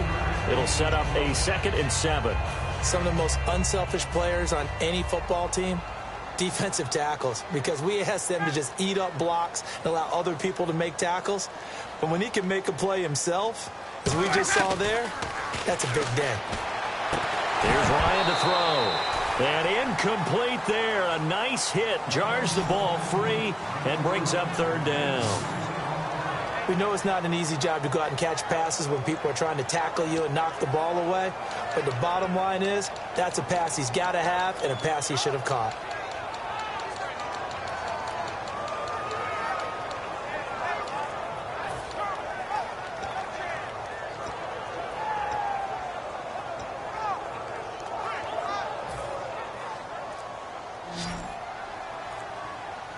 And the Jags have 5 in the secondary here on 3rd down. On 3rd down, Ryan.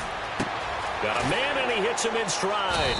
And he'll get it up near the 35, right at the 34 here. 1 score down. Here we go.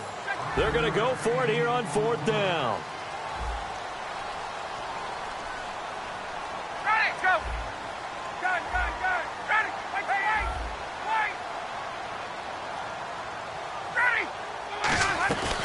They'll run it with Coleman. And he's going to have the first down at about the 38.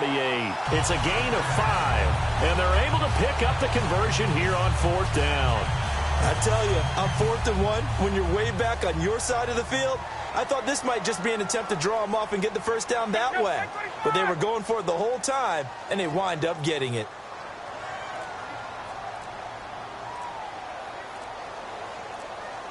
Time running out here on the play clock. They'll throw on first down with Ryan. He's going to fire one deep, middle of the field. It's caught inside the 25. A big play there, Ryan to Jones. And even 40 yards. Time for a break. We'll come back, see what transpires after this.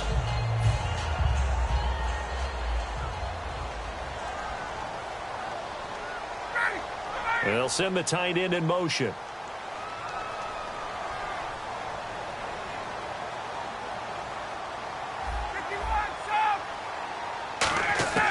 Throwing now, Ryan on first down. And Jones has it over the middle. 7 yards to pick up on the pitch and catch.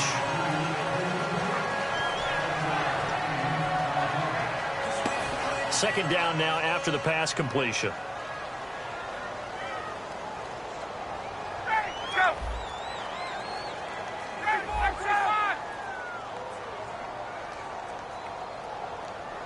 In motion, the tight end.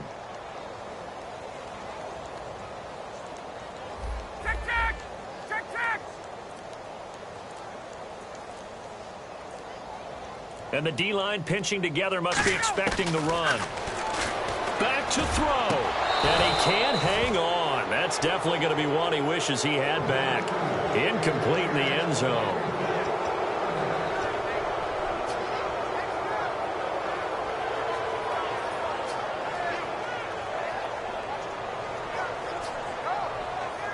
Seventh play of the drive now as they come up on a 3rd and 3.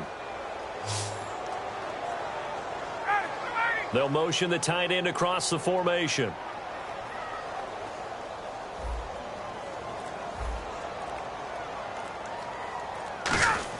Back to throw.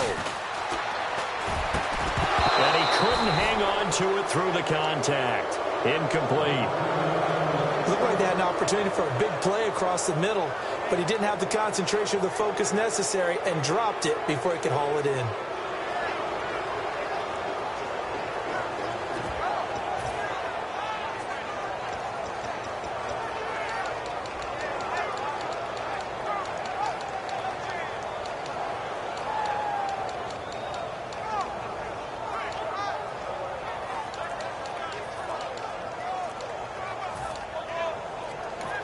And with the play clock at 5, we're going to get a timeout. It's just their first. They've got 2 more to use here in the final stages.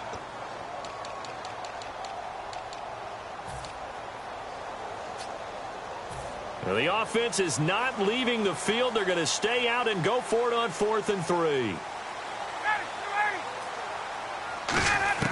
They'll look to throw. And, a crusher there as it's intercepted. Picked off by Prince Amukamara. And a big turnover there as his guys will get the football back. And out now comes Jacksonville as they get ready to go. They have the 3-point lead. Defense did their job. Now, late game. Although it looks good, you know the coaches, they haven't counted this as a victory yet. I agree with you totally. Big applause for the defense, but no one is taking their head set. Fighting to get back to the goal line. I don't think he got there. He did not get back there. It's a safety.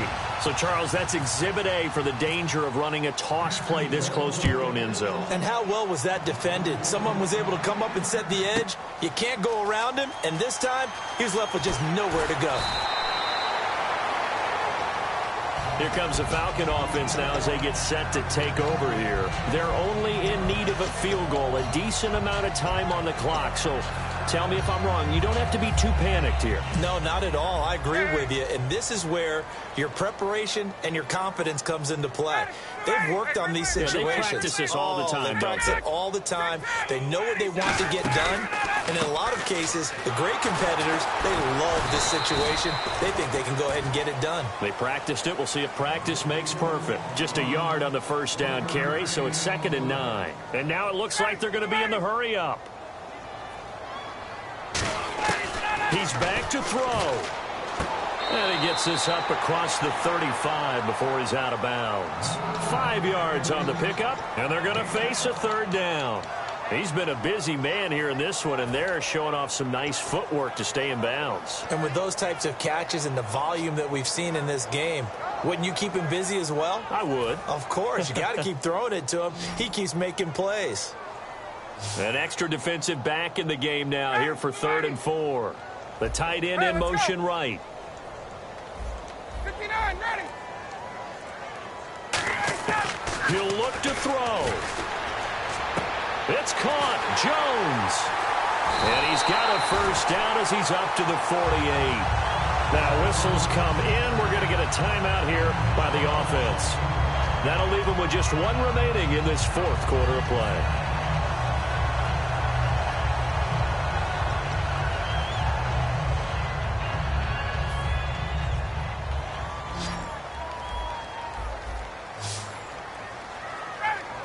And they'll send the tight end in motion here. Let's go. Hey, Tuesday. Shift together here from the D-line. Here's Ryan. Finding time. And he can't get a throw away. He's taken down. Now hold everything here. We're going to get a timeout by the offense. It'll be their 3rd and final timeout, so as they talk things over, we'll step aside. And they'll send the tight end in motion left.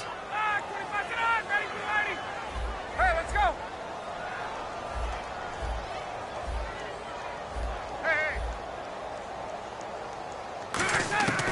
Ryan to throw. Now a desperation throw deep downfield. That's caught inside the 20. A big play there. Ryan to Jones. 43 yards.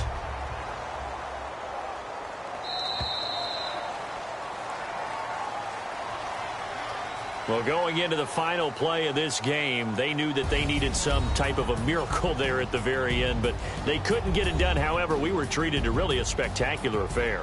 Even though they didn't finish it off, you're exactly right. They took us down to the last play. We're still, you were wondering, could it happen? Possibly, even though we both knew it was a long shot.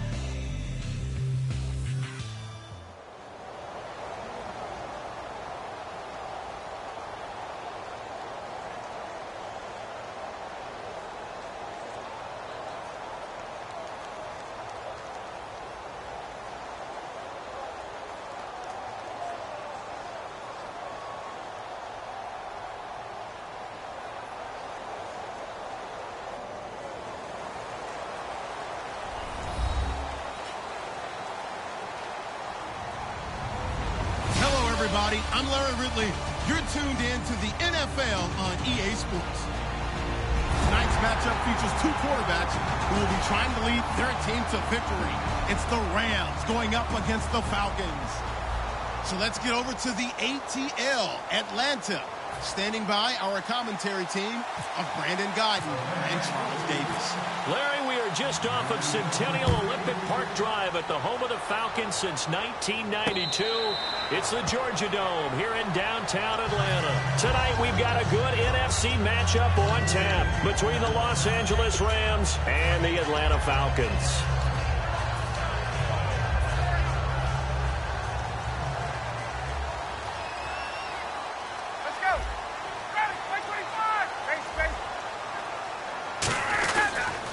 They'll run for the first time with Devontae Freeman.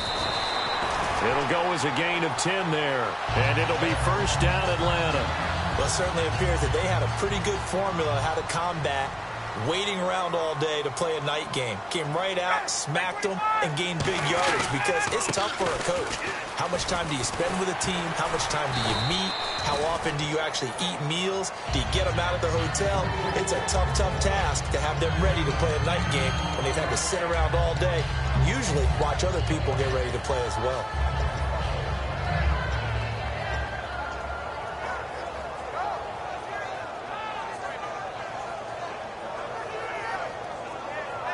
So it'll be first down here after the run. Possible run anticipation here as the D-line sandwiches together. In motion goes the tight end. Gun. 12. On first down, Ryan hits his target. It's Taylor Gabriel. And he goes down, but not before getting this inside the 25. We just saw him hit a big play there on a deep post. And most of the time, the post isn't available because usually you have defenders in the middle of the field. But if you throw enough curls and crossing routes and underneath routes, I know from experience, they get tired of watching those balls get caught. They start to creep up a little bit, and that's when you can hit them big over the top. So after that big play, let's see if they can catch their defense maybe on their heels. And they'll send the tight end in motion. The play clock's running down. They'll throw on first down with Ryan. And this is taken in one-handed. What a catch.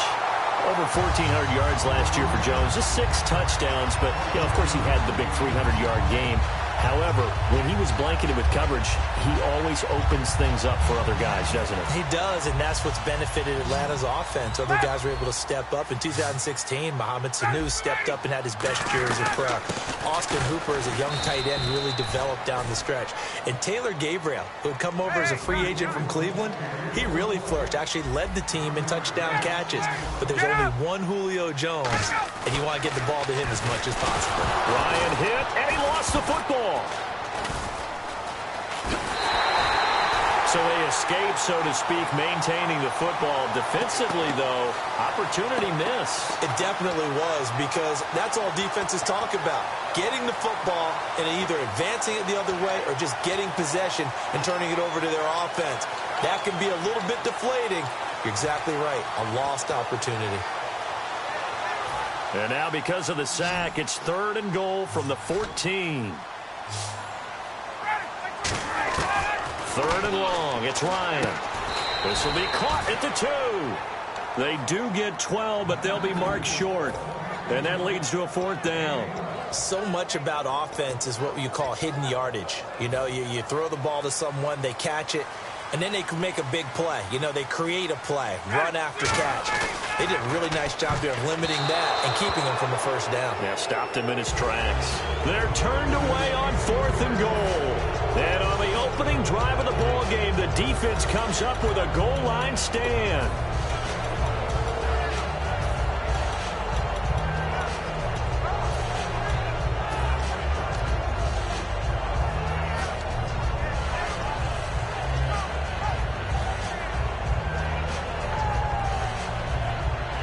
And tough starting field position here. They come out 5 wide, 3 of them to the right side. Gone. On the right side, this is Austin with a catch. That's going to go as a loss of a yard, and it'll be 2nd down.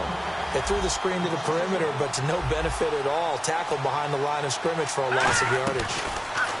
Now it's gone. Under pressure, and down he goes in the end zone, and that's a safety. Well, we thought these two defenses, they might come to play. One has already come to play here, a safety for the opening points of the game. Brandon, let's file this play away because if it turns out to be a tight game, who knows? This could wind up being the difference. Atlanta now coming out on the field. And last time, they had it 4th and goal, rolled the dice, didn't get it. Now they've got to put that behind them, try to put together another drive. A simple tip of the cap, a nod of the head to the defense. Congratulations, you got us last time. But you didn't hold us the whole time. We got down to position. We were able to be in position to score. Let's go ahead and attack again. Continue to have that kind of confidence. Not worry about the one play that didn't allow them to get into the end zone. And this time they'll be trying to get it into the end zone. We'll see what they do. And the quarterback, he's got some big threats at wideout. And they seem to get bigger all the time, don't they, Brandon? Every time I look out and watch a game, we're getting these bigger, more athletic, acrobatic receivers. We have some today. In motion, the tight end. Hey, let's go. Right. Play clock winding down. To throw is Ryan. Nowhere to escape, and he goes down. William Hayes in there to drop him, and it'll be a loss of about 8.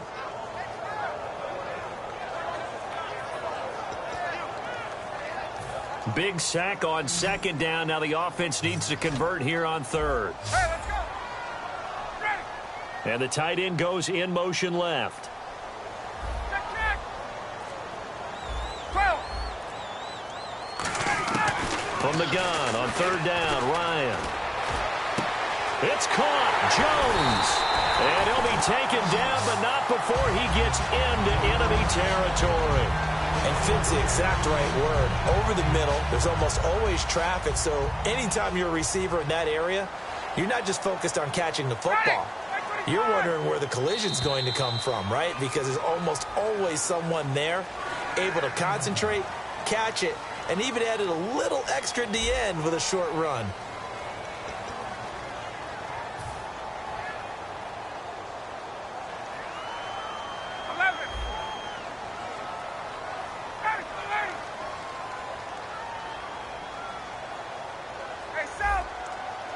And they'll send the tight end in motion here.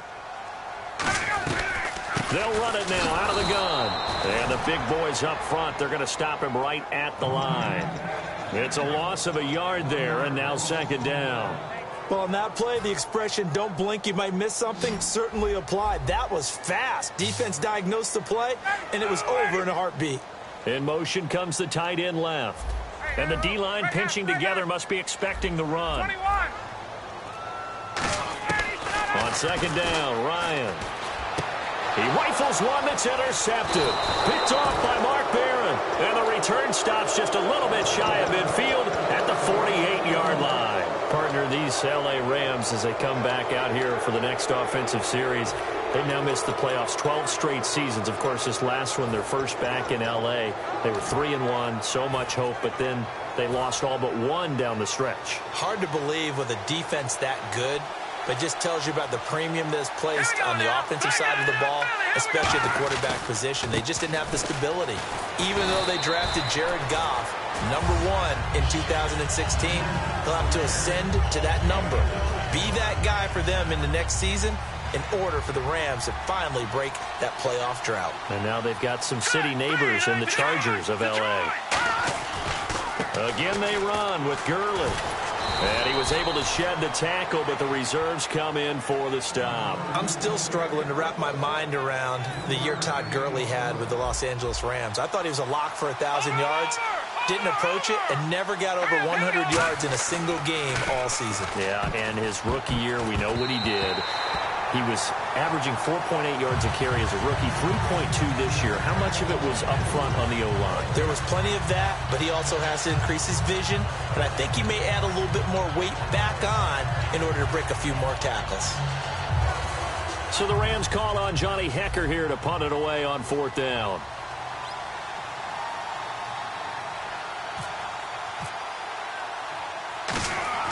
And how about this, a fake?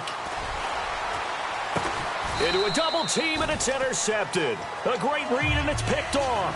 And a big turnover there as his guys will get the football back. And the Falcons now making their way back out onto the field. And following the interception, just any interception, are you a little bit more cautious when you start that next drive, or no, you just throw that out the window? I think you are. I don't think that there's any way you can run back out there and go, totally didn't affect me. Let's just go ahead and be loose with the football again.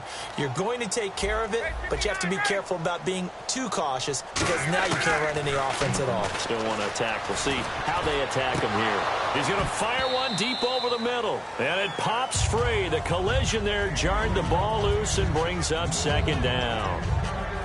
On every offensive coordinator, every play caller sheet, they have about 5 or 6 plays per game that they call shot plays or big plays, and you don't get many opportunities to dial them up, and they just did, and they drop it with a great chance to make a big play. That's going to hurt. Caught on the right side by Jones. That throw good for only a couple. It brings up third down. Well, there really wasn't much there, but a completion is a completion. A tough third down awaits them. A nickel back added defensively as they look to stop this 3rd and 8. In motion goes the tight end. 20.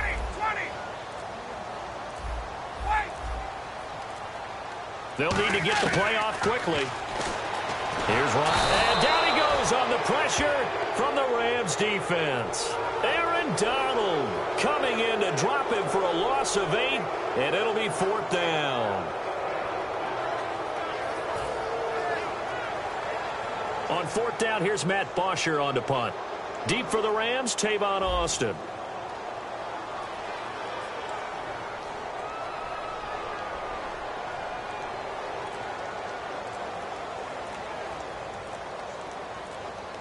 Time running out here on the play clock.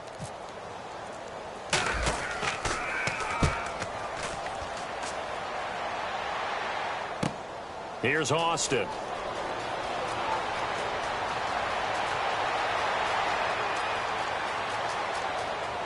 And he will score. Touchdown, L.A. Tavon Austin, 62 yards. And the Rams have taken the lead. When you've got a guy that fast back there to receive punts, that's a nightmare for the guy game planning, the special teams coach, but it's also a nightmare for the punter. Sometimes they get so nervous that they mishit the ball and kick it right to him. And it's now a 7-2 ball game.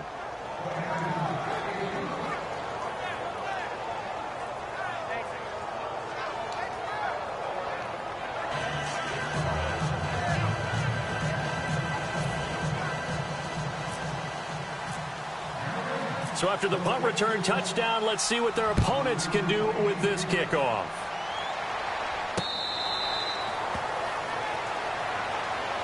So out come the Falcons now. And on the last go-around, they really couldn't get anything going. They had to punt from deep inside their own territory, which means they're going to lose the field position battle as a general rule. What they're looking for now is a little more consistency, move the ball at least a few times on offense, get a couple of first downs, and hopefully flip the field. Yeah, just something to build off of. That's what they're looking for here.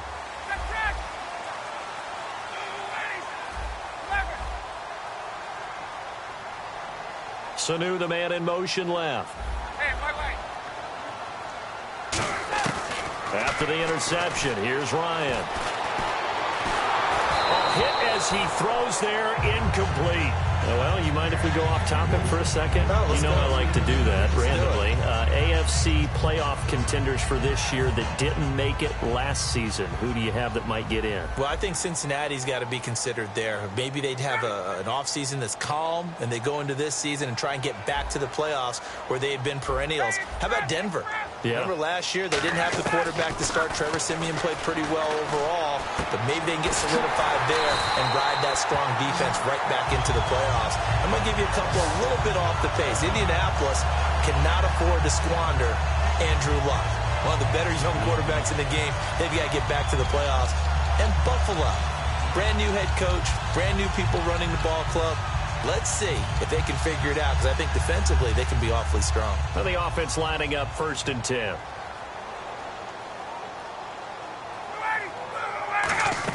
Well, now they'll try the end around. And he'll be taken down just shy of midfield. Give him 9 on the carry that time, and they're set up with a 2nd and 1. Ah, yes, this is where the expression staying ahead of the chains comes into play. Good runs like that one set you up well for 3rd down. On 2nd down, here's Ryan. The left side completion to Jones. It's a 7-yard gain there, and it's good enough to move the chains. And quickly, they get to the line. When he decided to run a hitch route, it really helped to have a guy who can turn it loose. And, boy, he rifled one in there on that one. Not much run after catch, but it worked really well. The name of the game is always on defense, put pressure on the quarterback. And that's exactly what they've done today. It looks like they've got him a little bit rattled. That would have been the 2nd interception in the first half. 2nd and 10 now. Ryan surveying the field. He's going to float this one deep right side. He was looking for Mohamed Sanu there. And that takes us from 2nd to 3rd down. One of the toughest things about playing defensive back is pattern reading, trying to figure out what they're doing. And on that one, they had the fly, just sending a guy downfield with the in route accompanying it, what people call a dagger route, trying to hit the guy underneath after the clear out. In this case, though, they're not able to get it done. Yeah, they said forget the underneath route. They went for the guy on the fly, but as you said, incomplete. Creeping up on a minute to play in this first half. On 1st down, Ryan. That is caught at the 7. And they do get him down, but he's inside the 5 all the way to the 3. So in the 2nd quarter, he's already up over 100 yards receiving now. And isn't 100 the magic number for a really good game for a receiver? So he got a chance to really shatter that and have a profound effect on this game. They'll look to run with Freeman. It's a gain of a yard, and it'll set up 2nd and goal. Now whistles come in. We're going to get a timeout here by the offense. It's just their first, so they'll have 2 remaining here before we get to halftime. And he'll take it into the end zone. Touchdown, Atlanta. Julio Jones. A 2-yard touchdown grab.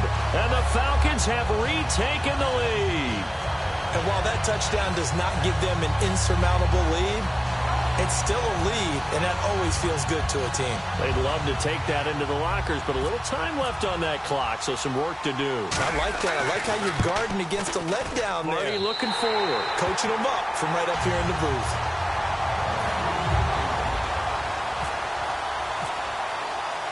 Now after the touchdown, it's Bosher to kick it away.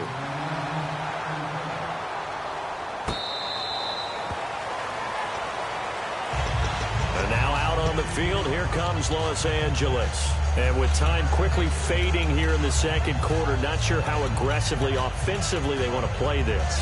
I think we'll find out just how much they trust their guys in this situation if they decide to take a shot. They come out 5 wide, 3 of them to the right side. They go back to the air here after the INT on the last drive. And they're able to get this one across the 35. Now hold everything here. We're going to get a timeout by the offense. It's just their first, so they'll have 2 remaining here before we get to halftime. Here we go now. On 1st down, it's gone. Nowhere to go here. He lost the football. For the defensive guys, that's wrong on just about every level. You did so many things right. Knock the ball free. You're excited you're going to get the ball. And then the offense gets it back. Let's go. A final shot before break here. Goff. He's got time in the pocket. Trying to lay one up deep. And incomplete on the deep ball. So 2 quarters down, 2 remain. Charles and I return after the break. And we welcome you back live now inside the booth alongside Charles Davis. I'm Brandon Gaudin, set and ready to rock for the 3rd quarter. Both teams appear ready for the fight ahead, and we resume action here in quarter number 3. This is fielded a couple yards deep. And he'll get it up past the 20 to the 22-yard line. And the Rams now coming out on the field. They're down here, but very much in this game. What's the tonality of a coach's talk when a game is within striking distance like this at intermission? Typically, what they're doing is emphasizing the things that went well in the first half and wanting more of that. Sure, you've got to go over some of the errors and clean up some things because there's a reason you're down. But overall, I think they want to stay positive, stay up with this team. We're just starting the second half, and we've got the football. Let's go ahead and punch it in, and then we'll take it from there. See how that recipe works. The more football I watch, the more I want to check and see if teams are going to panic when they're down on the scoreboard. And this team has shown no signs of doing that. A lot of the time, they come out after the half. Things haven't worked so well in the first go-around. They want to throw the football like crazy. But the way to open up throwing the ball is to run it. And they've run it well here to start the second half.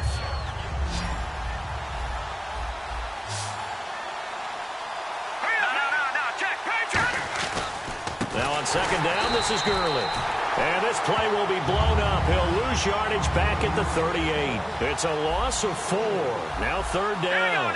And they're going to speed things up here. On third down, they'll run it with Gurley. And he will lose yardage back to the 34-yard line. And a tough ask here. They're going to go for it on fourth down and 9. And yet again, this run game just continues to be completely shut off. Completely stymied. I mean, they're trying to get some consistency, trying to find places to roam. They just haven't been there throughout this game. Got a man open. It's Brian Quick. That one good for 10 yards. And on fourth down, they're able to convert and move the sticks. I don't know if I agree with that. I guess they don't care if I agree with that. But, boy, you have to be surprised by that, right? I definitely was surprised that they decided to go for it in this situation. But they must have either felt like they either had a great play call on or they're trying to show extreme confidence. They're going to hurry back to the line now. One of the beauties of a 3-4 defense is that you have flexibility with your linebackers, and you can put them in different spots. But one of the downsides is an offensive team that's committed to running the football, you can get your big offensive linemen up on linebackers quicker, and that usually gives you an advantage in running it. Offense walks to the line for play number 7 of the drive. On first down, it's Gurley. Looking for a cutback lane, but nothing there as he's met at the line of scrimmage. Vic Beasley able to make the tackle. So nothing there, but maybe you blame that on the blocking. Yeah, at some point, you've got to win at the point of attack. And on that play, that was all the defense. They made it happen. Here's Goff. Being chased out left. And he'll go down here at the 35-yard line. Give him 6 on the play, and that'll lead here to a third down. This will be play number 9 of the drive here as they need 4 yards on third down. Well, he did a nice job keeping his eyes downfield, waiting for someone to get open. But once the pressure forced his eyes down to see the rush, it was time to make a break for it. No gain on the play there, and it'll bring up fourth down. Nice job there defensively to clamp down because really they've been on their heels this drive. Agreed, and they really needed that one for confidence, just to feel a little bit better. But I don't know if I would be daunted by them stopping me on one run. This drive has gone pretty well. I could come right back at them. Give him 7 on the play, and they're able to pick up the conversion here on fourth down. And the seemingly endless drive continues. They come out here in the eye. They'll run. This is Brown. And he'll lose yardage. Brought down at the 32. So a loss of 5, and it'll be second down. And the offense moving quickly to the line.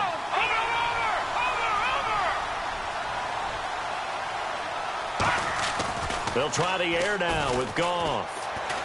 Steps away to his left. And he fumbled it. It's on the ground. And the Falcons grab it. And they will take over at the 26-yard line. So we get set to start this third quarter. Here's the Falcons offense now. And that last drive, a long drive, but not just that. They had a great air attack going. Do they stick with that? I would think that they would, because if they were confident enough to do it on the last drive, starting backed up in their own territory, why would you change anything? They've got to be confident about what they're presenting and continue to do so. Yeah, because the secondary, they really look clueless. And that was amazing because that drive went and went, no adjustments, and no big plays by the defense to knock the ball away. Second down following the run.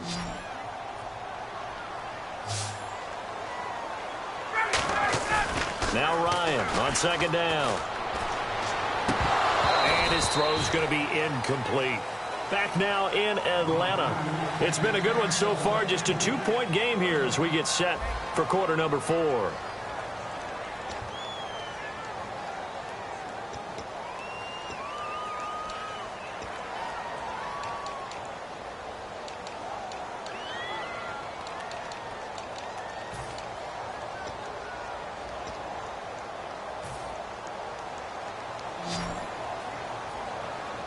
And defensively, it's a nickel formation here on 3rd down and 9. Here's Ryan to throw. And that's caught by Tammy. They give him 12 yards and a 1st down. Completion was given up, but that's why you play zone defense, so that you can have people around the ball when it's caught, and you don't give up much run after the catch.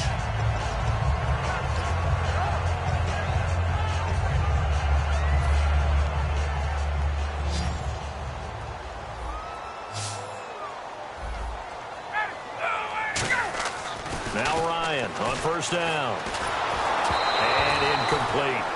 A pretty good coverage there, and both of these defenses, they've had good coverage throughout this one. No doubt about it, and in today's NFL, where we're used to a bit more scoring, this feels almost like a well-pitched game in baseball on both sides, where the tension continues to build. Who's going to make the big play? So the incomplete pass brings up 2nd down. Freeman, the lone man in the backfield. 2nd and 10 now. Ryan. And he can't escape the pressure. Ryan goes down. Michael Brockers able to drop him for a loss of 4. And they'll add a DB in the secondary here on 3rd and 14.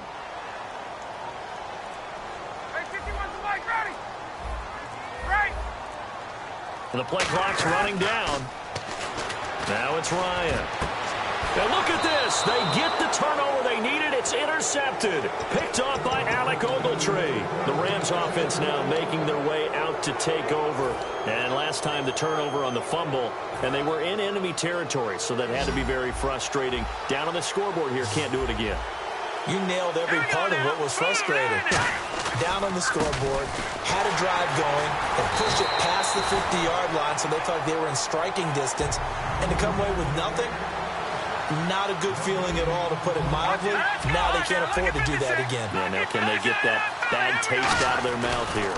Another carry now for Gurley. And a minimal gain here as he's up to about the 47-yard line. Just a couple on the pickup there, and now it's 3rd down. Well, I think we know by now that every run is not going to be broken and get all the way to the end zone. But these short ones still have their value. You can still set up your play action and throw the football. You control the clock because you have the ball and they don't. And often the physicality sets the tempo for the game.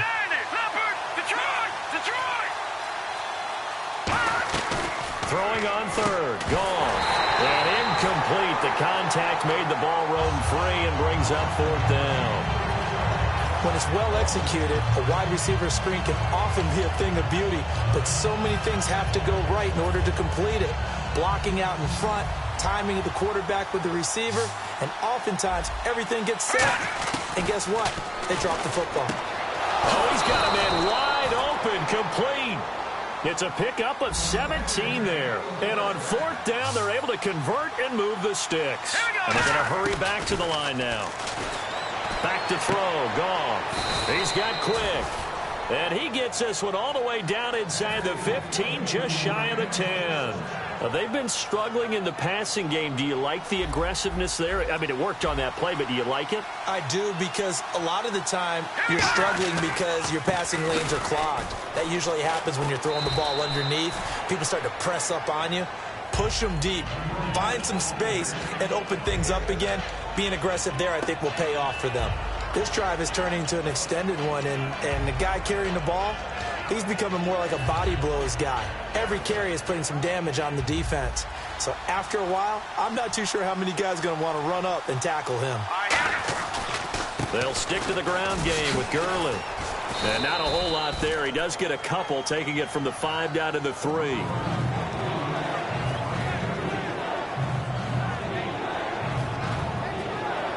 This will be play number 7 on the drive. 3rd and a yard. Time for a break. We're back to see what happens after this.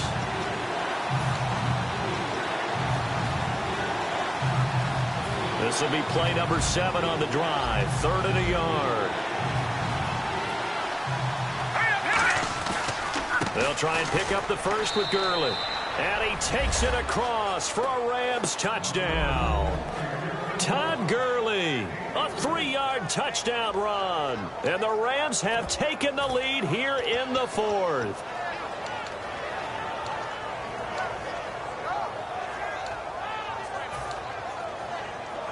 Still an important piece of business to take care of, the extra point. And it would appear they're going to get out of here with a come-from-behind victory. Now after the touchdown, it's Zerline. He'll kick it away.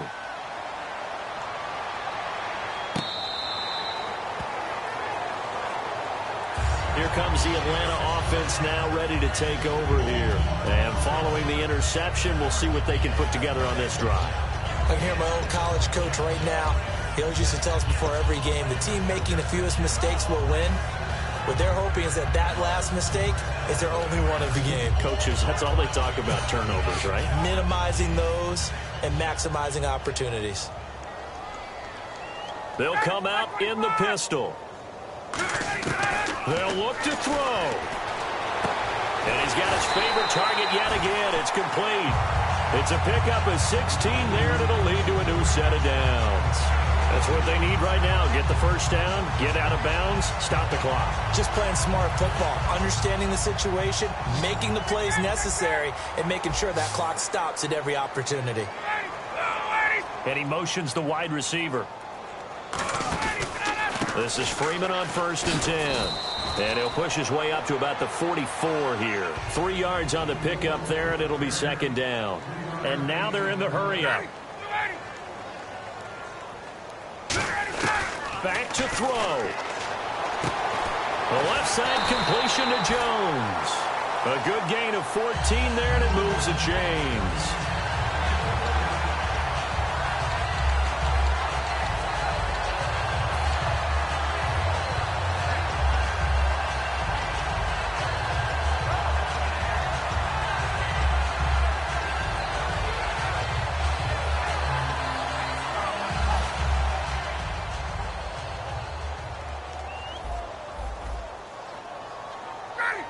Sanu, the man in motion left.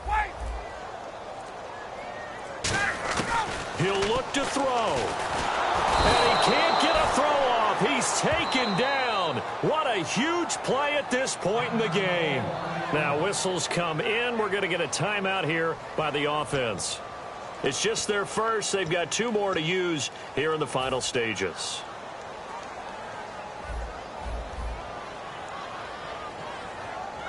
The wide receiver moving to a new spot.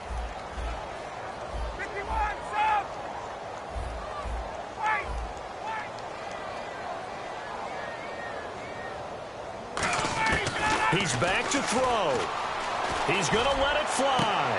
And the hit jarred it loose. It's incomplete. Well, they went for the big play there, but that drop could really hurt their momentum.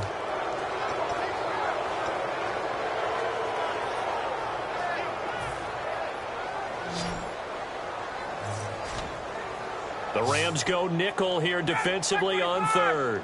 And they'll bring the big tight end across the formation left. Back to throw. And he couldn't hang on to it through the contact. Incomplete. On any passes in the middle of the field, anyone who's going after the football is going to be conscious that it's probably going to be contested, and often physically. Sometimes that leads to drops. And down by 5, they've got to go for it here on 4th down.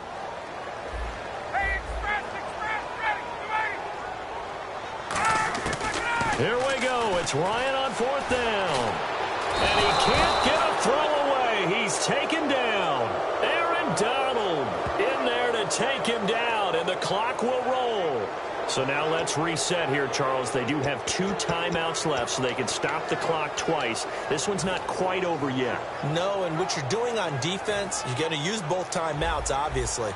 But you've got to call defenses are going to force the issue early, meaning you want that play over fast. You don't want to give them time to dance around in the backfield or run a wide sweep that'll take off time.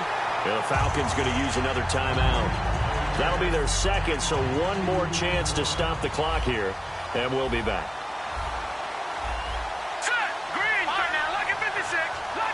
Looking to jam the receivers at the line here. Press coverage look defensively. Goff turns and gives to Gurley. And they're able to get this one past the 30 down to the 25. That one good for 16, and the drive will continue. How many times do we say in this game that speed kills, and it does it in so many different ways? In this case, you got a back who's quick and shifty, can make moves, make people miss, but also gets to and through a hole before it can close down. That's some of the benefits of that speed, not just outrunning people in the secondary, and that led to a really nice gain. After this one, it's always tough to lose a game. But after this one, Charles, your offensive coordinator, just a little head-scratching going on probably. Trying to figure out what he's going to do to jumpstart his team. The defensive coordinator, on the other hand, he's going around. Way to go, fellas. Great job. Keep it going. Things will turn for us.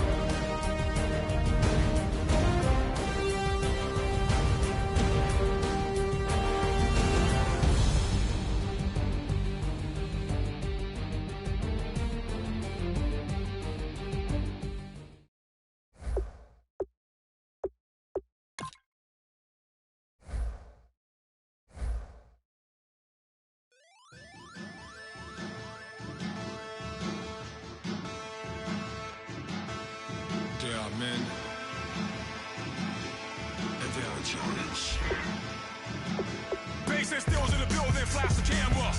I'ma drop the hammer. Things done changed in hip-hop since I let Bobby out the slammer. Hip-hop start on the East Coast and then move west down to Bama. I'ma bring it back to New York. Hold on, then throw your hands up. Pass me a cup with in the club with the juice in the get bent out. Then I'ma slide with it to my ride and head up to my penthouse. Oh, I'm not trying to take it slow. Working hard, cake and dough. Open up 24. We striving for that goal. I'll stop for nothing. I will play this game that's so easily started, not so easily parted. Oh, giants, everything is shaking through the walls. 'Cause we are giants.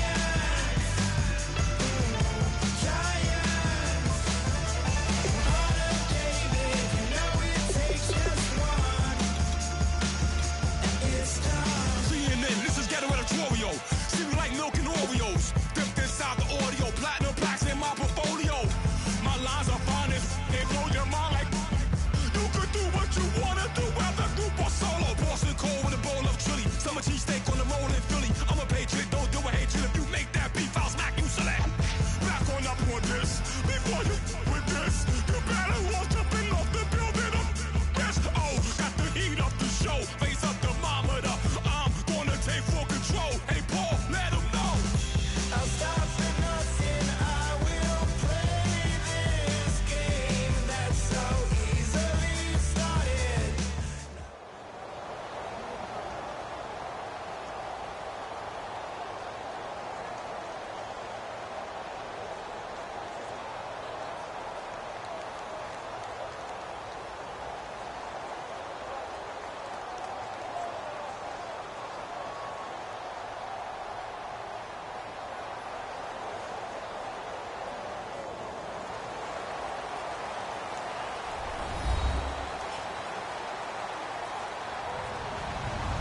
Hello, everybody. I'm Larry Ridley, and this is the NFL on EA Sports. In today's game, we have two incredible receivers from the 2011 NFL Draft going head-to-head. It's A.J. Green going up against Julio Jones. With that, let's send you to Atlanta now, where Brandon Gaudin and Charles Davis are on the call. Thank you very much, Larry. You are looking live at the Georgia Dome here in downtown Atlanta. Straight ahead, we've got a good one on tap here between the Cincinnati Bengals and the Atlanta Falcons.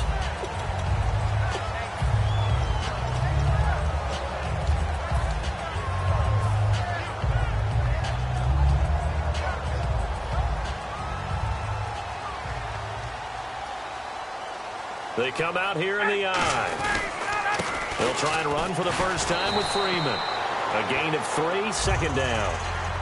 All right, let's look at the offense. Devontae Freeman, this is a guy that you wanted to talk about, so take it away. Brandon, if you see a running back play with such joy as well as such fury, I love the way he runs the football and attacks defenses.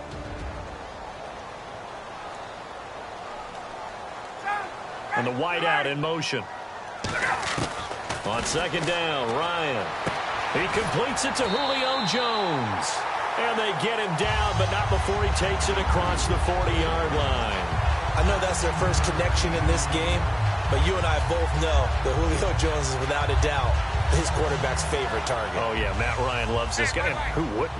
Yeah, and the reason that he's that is because of his dependability. And quarterbacks have to have that from their receivers, meaning they know where they're going to be when they're running certain routes. They don't break them on them. They don't change them up and do their own freelance stuff and put their quarterbacks in bad situations. Matt Ryan has ultimate trust in Julio Jones. And here are the defensive starters. In your old position, you get to talk about the secondary. The best athletes on the field, Brandon. Ah, debatable. Well, we'll see how this goes today. I love the way you put my guys down. But you know this. They've got to cover, and they have to tackle. They have a heck of a task in front of them in this game. Now Ryan on second down. He's got time. Hits his target. It's Taylor Gabriel. And he's brought down. And the play goes for 19 yards. Gives him a new set of downs. In recent years, the slot receivers really gained stature in the NFL because they could do so many things. Yes, they can line up wide like your normal wide receiver, but to have that kind of courage and toughness to run routes in the middle of the field and become dependable targets for their quarterbacks and move the sticks, those guys are worth their weight in gold. They'll throw on first down with Ryan. And this is Gabriel on the catch. And he's taken down, but not before reaching the 10-yard line. And on this first drive, looks like they want to get that vertical passing game going early. And they did, and what a warning shot they just fired. If you're not going to back up and play coverage deep, we're going to attack you all game long. And once you adjust to that and you start to back off, then that opens things up underneath. A really nice start for them. Great way to get the game going. Back to the running game. It's Freeman. And a short pickup there down to about the 9. Only a yard that time. Second and goal. Well, it's been the air game that's taken them down on this drive before they finally turned around and handed it off on the last play. And now they're looking for the big boys to get him in the end zone. Couldn't do it there. It'll be interesting to see. Offensive lines had to pass block a lot on this drive. Will they be able to revert and fire out and create some space? Ryan hit, and he lost the football.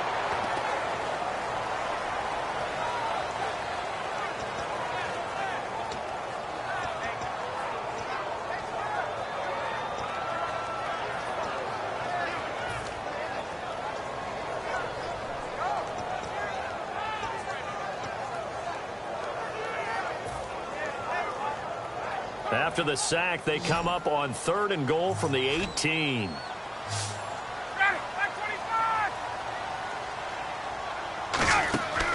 Third and long. It's Ryan. And this is going to be incomplete. It's always tough for the guys throwing the football when they think they've got a completion and the ball's almost there, and then someone sneaks a hand or two in and bats it away. And the kick for the 41-year-old is up and good. And the Falcons are out to a 3-0 advantage. And the first 3 points of the night belong to our home team as they get the field goal on the game's initial drive. A good, solid drive. It didn't wind up in the end zone, but that's okay. You've got something positive on the board, and you've got the early lead. And the decision to bring it out, a good one, as he's up a yard or two shy of the 30.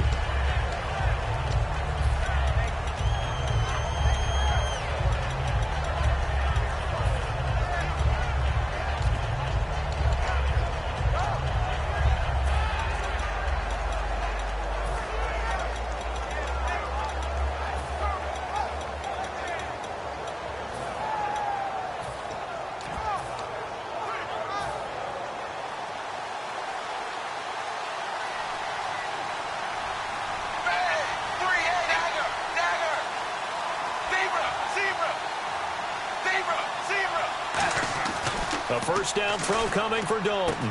Out to the flat. That's complete to his running back. And he'll be out of bounds across the 30-yard line. First drive for this offense today, and our first chance to get a look at Tyler Eifert. And he's part of the new wave of tight ends in the NFL. They use him in every position, sometimes even by themselves as a wide receiver. Now he's hit, and Dalton lost the football.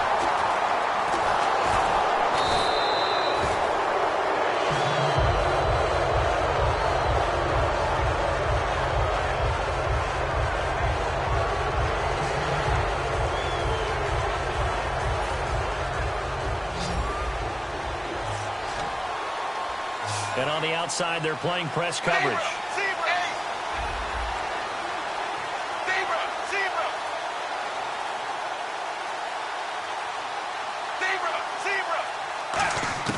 Third and long. What will Dalton dial up? And he fires one that's intercepted. A great read, and it's picked off. And this drive will start on the edge of the red zone at the 20-yard line. Atlanta now coming out on the field. And they split the uprights last time for 3. They've got the lead. They're not going to play this conservative. They're not hoping for another field goal. They're hoping for a touchdown. I'm with you on that one. I like where your head is. I like the way you're thinking because you're exactly right. Trying to sit on a lead and play that way, that doesn't work too well for most teams. Run your offense. Yeah, run what you do best. Exactly. Put it all the way down and try to increase your lead in a big way. The best way to do it, touchdowns. And brought down, but not before they get it inside the 10 to the 7. An ex-teammate used to tell me all the time, I hate experienced quarterbacks because no matter what, you really can't hide what you're doing. And I think that right there, he knew right away where the blitz was coming from, where his primary guy was going to be, and he ended up going to a secondary target for a nice game. I was just going to ask you, that wasn't the primary target. He's so good at that, isn't he? I think he knew right away that he wasn't going to get to his primary guy. I think he read that as soon as he got to the line of scrimmage. And he is into the end zone for a Falcon touchdown. Devontae Freeman, a 6-yard touchdown run. And the Falcons will extend their lead. And there you go. Nothing really too complex. Block, keep to your assignments, let them run it in. They did it. Fundamental football. Good blocking, beats good tackling on that play. End result, touchdown. Now after the touchdown, it's Bosher to kick it away. That'll be taken in the end zone. And he's up past the 20 to the 22-yard line. Back here with Charles Davis, I'm Brandon Gaudin. We've had the kickoff to begin the first quarter. Now it's time for the second quarter kickoff as they take over here 1st and 10.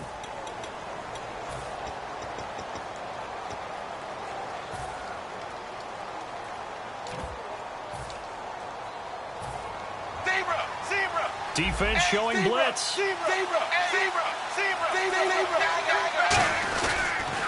Now a first carry for Giovanni Bernard. And he finds some space past the 25 to the 27. 5 yards is the tally on first down. That brings up 2nd and 5. See if they stay on the ground for 2nd down. They'll run again with Bernard. And he'll get it up to the 33-yard line. It'll go as a gain of 6 that time, and it moves the chains as well. It's nice every now and then in this game not to see people overthink it. Just hand it to the old reliable guy. Let him pick up the first down. They come up in an offset eye. 1st and 10 for Dalton. This one grabbed by A.J. Green. And he gets this one to midfield before he's brought down. Partner, I was working the Buffalo game when A.J. Green got hurt on, I believe, the 2nd snap and never came back. A hamstring injury, couldn't finish the season, fell just short of 1,000 yards, which is something he does each and every year. And that broke his streak of 5 straight 1,000-yard seasons. So you're right, he does do it every year. That was Week 11 against Buffalo, wasn't it? Week 11, unable to make it back, but still voted to the Pro Bowl. For Jeremy Hill, with the season in the rearview mirror, finished just below 1,000 yards. I think 18th in the league in rushing. And his 2 100-yard games both came against Cleveland, I believe. Yeah, if he could play Cleveland each and every week, he would have been well over 1,000 yards. So the thing about Jeremy Hill in the Cincinnati Bengals offense, you think of them as a run-first team. So to me, his 889 yards, disappointing, because I would have thought that would be a higher number and an increased production from him. He's looking to do that in 2017. And this will be incomplete. Brandon LaFell, the intended receiver, and it'll bring up 3rd down. Well, Brandon, all receivers are trying to make sure that the defender thinks they're going to the middle of the field when they're running the outcut. On that play, didn't get it done very well because that one was batted down. And the offense looks to pick up the first here on 3rd after that incompletion.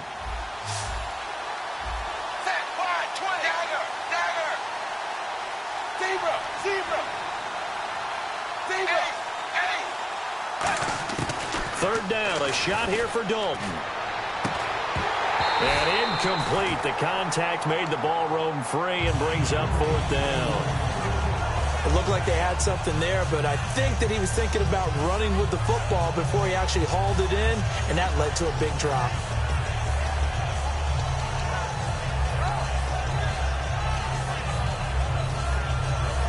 So it looks like the offense isn't going anywhere. They're going to go for it on 4th and 7. They'll try to pass on blitz coming, and down he goes.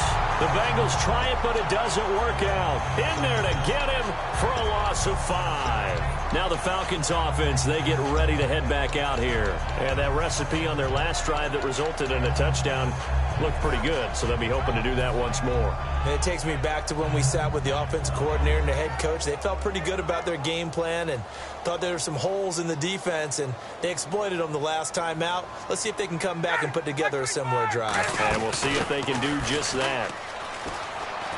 And a pretty big hole as he's down to about the 40. A solid run on 1st down. Gain of 7 leaves him with a 2nd and 3. Now, that's a run that warms a play caller's heart because you're actually set up to do whatever you want on offense. You come right back and run essentially the same play because you have momentum, or you can fake that running play and throw something deep over the top, or you now feel like you have an extra down to play with because if you go ahead and just throw it and you don't get it, come back and try and pick it up on 3rd down. Looks like the defense in press coverage here. Back to the ground, this time with Freeman. And this one's going to go the wrong way. Losing yardage back at the 42. He lost 2 there, and it's 3rd down. 3rd and 4.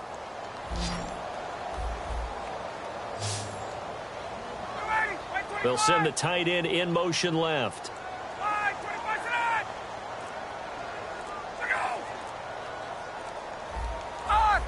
Play clock winding down. From the gun on 3rd down, Ryan. And he'll be hit as he releases it, and that'll fall incomplete. 3rd down is the down. Both sides know they absolutely have to win. And the name of the game for the defense is pressure on the quarterback. But pressure on the quarterback with contact, that's how you end up winning it.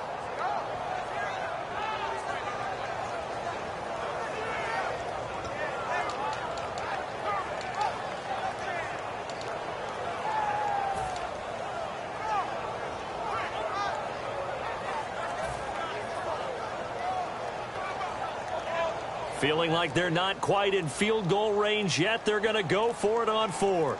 They'll need to get the play off quickly. They're going on 4th down. It's Ryan. And that's caught by Tammy. And he gets this one all the way down inside the 15, just shy of the 10.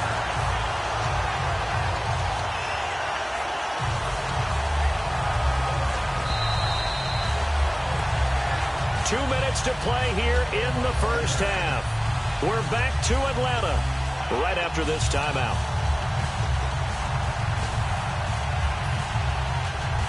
Fresh set of downs here. Freeman, the lone man in the backfield. Throwing now, Ryan on 1st down. Looking for Jones, and it's intercepted. A great read, and it's picked off. And a big turnover there as his guys will get the football back. Cincinnati now ready to take the field. And last time they were very fortunate, this offense. They went for it on 4, turned it over in their own territory, but the other guys held up. They didn't give up any points. So how about the guy with the #1 headset on the sidelines, the head coach? That was planned going into it, not necessarily to not get the 1st down or to have the defense have to hold But he up. trusted his defense. Trusted his defense very much, and I think that that's how he's going to play this game. Go for it, be aggressive, because I've got the wild bunch backing me up over here on my own sideline. Now we'll see what his offense can do. Shift together here from the D-line.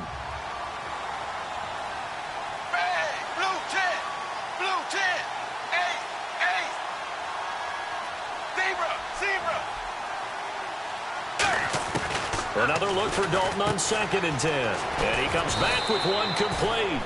And he's brought down after a good gain. What I love about watching the passing game nowadays is that the one-dimensional receiver is really starting to leave the game. You've got to be able to do it all. Of course, you got to run fast. Of course, you got to catch the ball. But route running savvy and toughness, there's a premium for all of that now. Now a first down carry. It's Hill. And he's got this one just across midfield to the 49. It'll be a pickup of 10 yards. And that'll make it second and a foot or so. Looking to speed things up here, going with some tempo. On second down, Hill. And he'll take it down shy of the 45 at the 46. Only 3 there on the pickup, but that's enough to move the chains. Second and inches is oftentimes an invitation for an offense coordinator to take a big shot downfield because he feels like he can come back on third down and pick up the first down.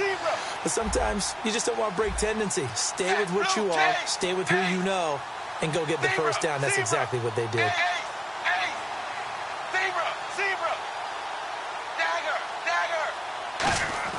Dalton, first and 10. Looking for Green, and it's intercepted. Oh, he's got a little daylight.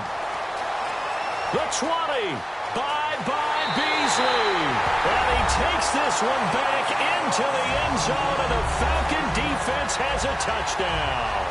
Short throw, pick 6 right there, those linebackers. They love when those short throws come and those eyes get real wide, don't they? How about the anticipation on the play? Reading, reacting, and then the ability to catch the football and take it in the opposite direction. So they'll get another shot on offense following that pick 6, and now the kick is away. This is fielded a couple yards deep. And he'll take this up past the 20 and down at the 22-yard line. Cincinnati now ready to take the field. And what do you think goes on here in this situation? If you got the football, you're trailing, you're back in your own territory with just a little time. Do you try something?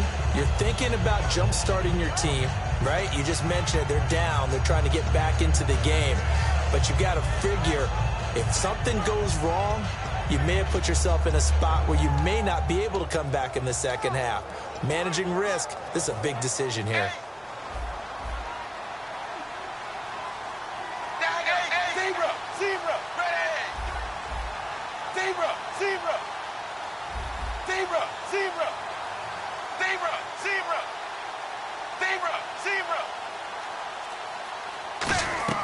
Their D gets the INT. Now what can Dalton do? Brought in here by Tyler Eifert.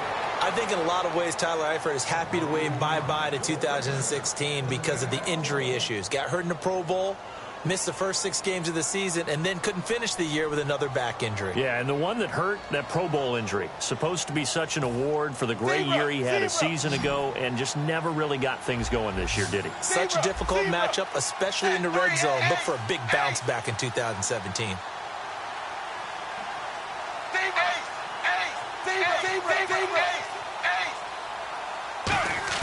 On first and 10, here's Andy Dalton toward the sideline, and look at that catch. Dragging the toes, and that's going to be a first down. Well done. Let's make this one simple. What a catch, especially the finishing part of getting his feet in bounds, toe tapping, and, of course, foot dragging. A little tapestry, if you will. Oh, I like it. Offense comes to the line now, first and 10.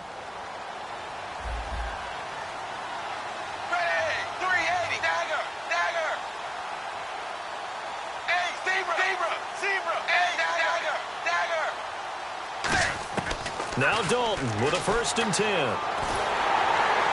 that will be incomplete with a clock showing 18 seconds now to go. The good signal callers would never go back in the huddle and play the blame game because they need those guys to protect him. But on that last one, his offensive line, they lost their leverage very quickly, and that's why they were able to get to him and hit him as he tried to throw the football and force an incompletion.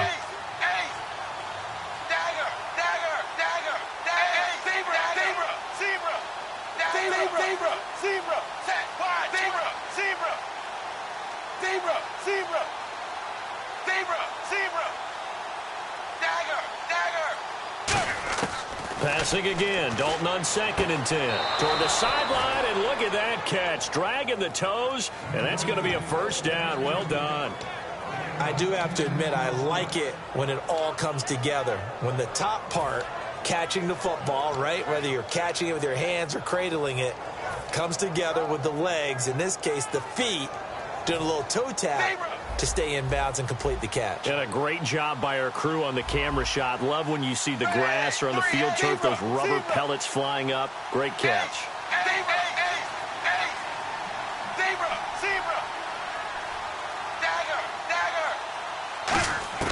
First and 10 for Dalton. He's going to look deep down the field. And incomplete. He dropped it in the end zone. I'm not quite sure how he wasn't able to hold on to that one in the end zone. A great opportunity lost, but a lot of relief for the defensive guys. When they get into film next week, they're going to want to know what happened. Where was the breakdown that almost allowed a touchdown? The play fake to Hill. Dalton. He's going to go up top again. Green's open, and he's got it for a Bengal touchdown. A.J. Green in the final seconds of the first half. And the Bengals are able to draw a bit closer. And he's able to put it through. Oh, and you just can't do that. 15 yards on the roughing the kicker call. Absolutely inexcusable. The kicker's in a defenseless position, and he just gets taken out.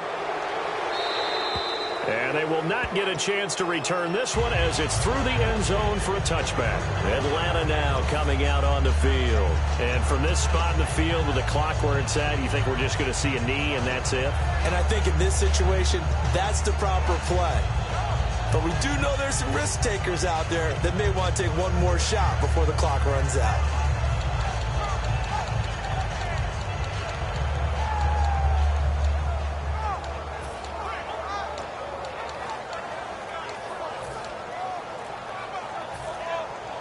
And they line up now for what will likely be the last play of the first half.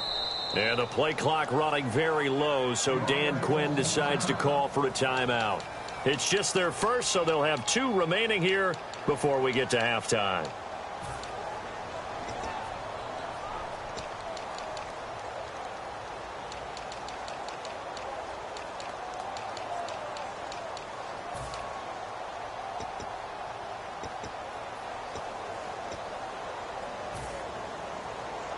And unless this is a quick incompletion, this is likely the last play here of this first half. Sanu, the man in motion left.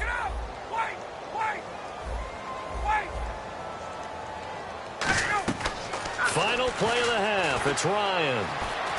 And he's going to go down. Couldn't get a throw off with the pressure. Maybe that was for the best, as that brings us to the end of this first half of play. Welcome back. Halftime over. We are ready for quarter number 3. Alongside Charles Davis, I'm Brandon Gordon. So both teams have their marching orders, and we'll get going again here in quarter number 3. That's fielded in the end zone.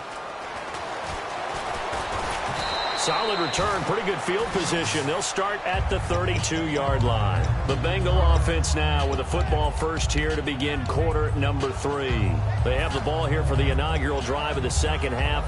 Pretty big deficit, though. We'll see what adjustments were made in that locker room. And I never want to make something more important than it actually is, right? I don't want to create more hype than what is there. But this is I'm doing it, though. This is a really important drive. And we often talk about teams scripting plays to start a game. A lot of them script to start the second half, too. And they're scripting something that they expect to get them into the end zone and back into this game. We'll see if that script is a good one for them.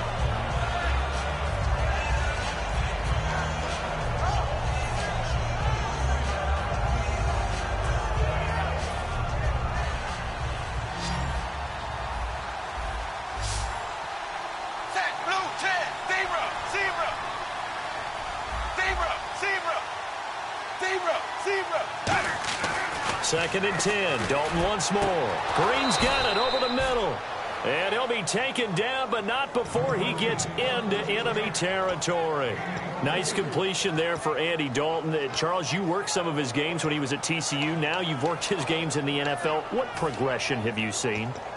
I've seen a guy who took over as a freshman in college and got better and better each year. Always added a little bit more to his game, got stronger. But the best part about him is he's always been accurate.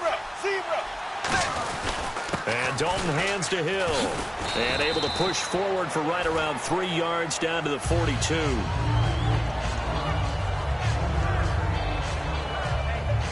Decent chunk of yardage still left here. 2nd and 7.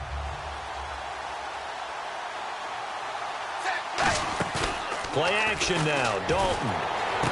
And Green with a catch left side. A good pick up there of 20 yards.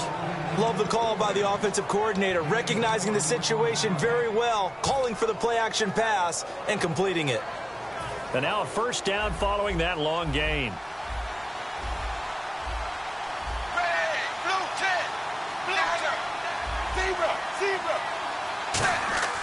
Dalton, 1st and 10. On the screen, Bernard. And he'll get him inside the 15 down to the 14-yard line. A good pickup there on first as the screen pass gets him 8. And now it looks like they're going to be in the hurry-up.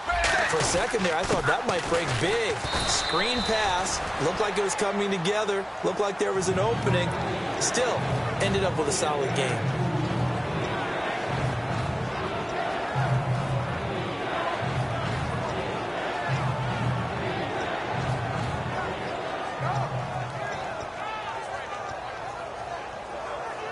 And here comes play number 6 on this drive.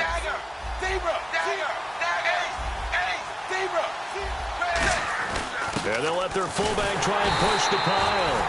Call it no gain that time, and they're going to be left looking up at a 4th and 1.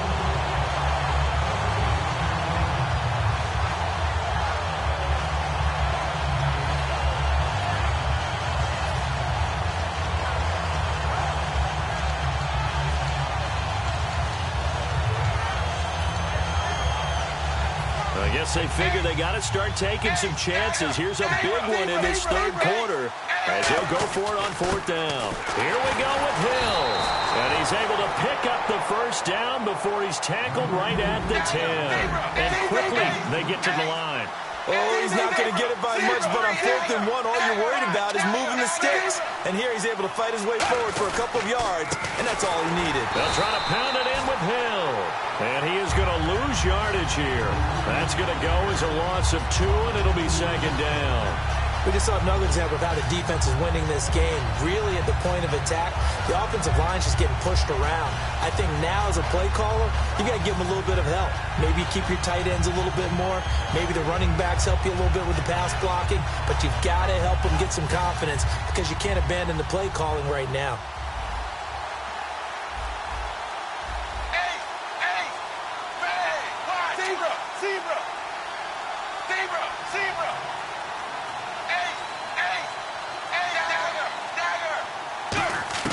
And now to the air, Dalton. And that is caught. He's got it for a Bengal touchdown. Tyler Boyd, a 12-yard touchdown grab. And the Bengals have got it back to a 1-score game. As a former DB, you might not like to see that, but from a wide receiver's perspective, those are the plays they dream of. Correct on both counts, all right? Because once he took off, I mean, let's face it, that should have been done in Big Sky country. Aren't any speed limits out there? And off he went. Glad I wasn't the one trying to chase him. Here comes the Falcons offense. It's their first possession of the 2nd half now.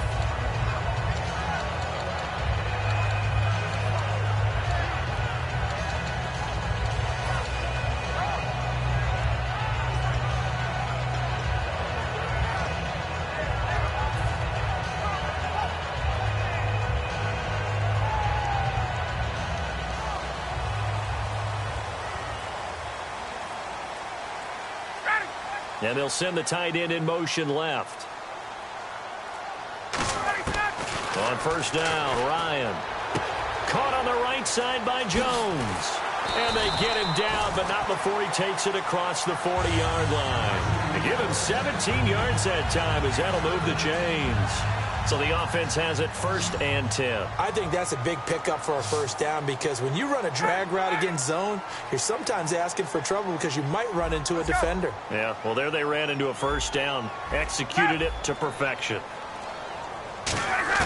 Now Ryan on 1st down.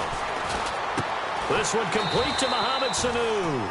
A good pickup there, 8 yards on the 1st down completion. Brandon, so many times we see the crossing route start as a quick hitter, but in this play, he had time in the pocket and waited for him to clear going across. Just 2 yards to go here on 2nd down for the offense. And they'll send the tight end in motion. On second down, Freeman. And he is met at the line of scrimmage, and he goes down right there. Call it no gain that time, as it's going to leave him with a third and about 3 to go. 3 yards left to grab here on third down. And the tight end goes in motion left.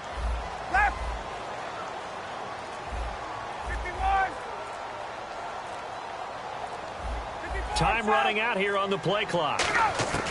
Ryan now to throw on third down. And he's got Sanu.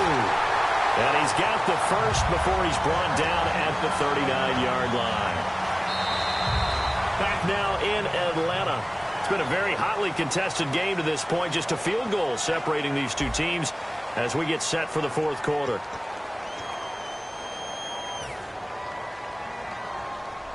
Possible run anticipation here as the D-line sandwiches together. In motion comes the tight end left. On 1st and 10, it's Ryan. And Jones has it over the middle. And he's going to get this inside the 30. They pick up 12 on the play there, and they move the chains. That looked like a pretty good route combination there, because you've got to find a way to clear the guy running the drag, because when you do, you just put the ball on him and then let him run. He's got some space. They're going to run this with a tight end. And taking it to the 15-yard line before he's brought down. Give him 12 yards on that one. It earns him a fresh set of downs. Now that run, that's exactly why you stay with the running game. You don't abandon it totally. You stick with it, keep telling your guys to stay motivated, and they found a crease on that play. In motion, the tight end. They'll run it now out of the gun. He takes us down to about the 12 for a gain of 3. The fourth quarter here, they've got the lead. They want to keep it on the ground. That's what they're doing. Smart football. Keep the clock grinding. Keep it going. But you got to figure now, they're going to see more people stacked up at the line of scrimmage as they try and bleed it out.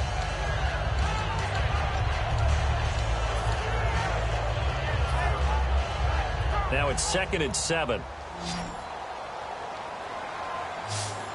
They'll come out in the pistol, and he motions the wide receiver. Now Ryan on 2nd down. His pass caught at the 4. It's a nice pickup of 12 yards, and it gives him a 1st and goal.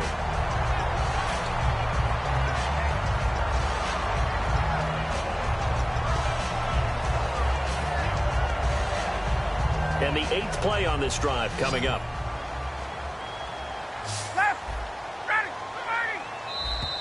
Now flags will come in. I think this one's going to be on the defense for jumping. So the hard count gets them there. Neutral zone infraction. Yeah, the defense thought they had the timing down, but the quarterback hit them with a hard count, got them to jump.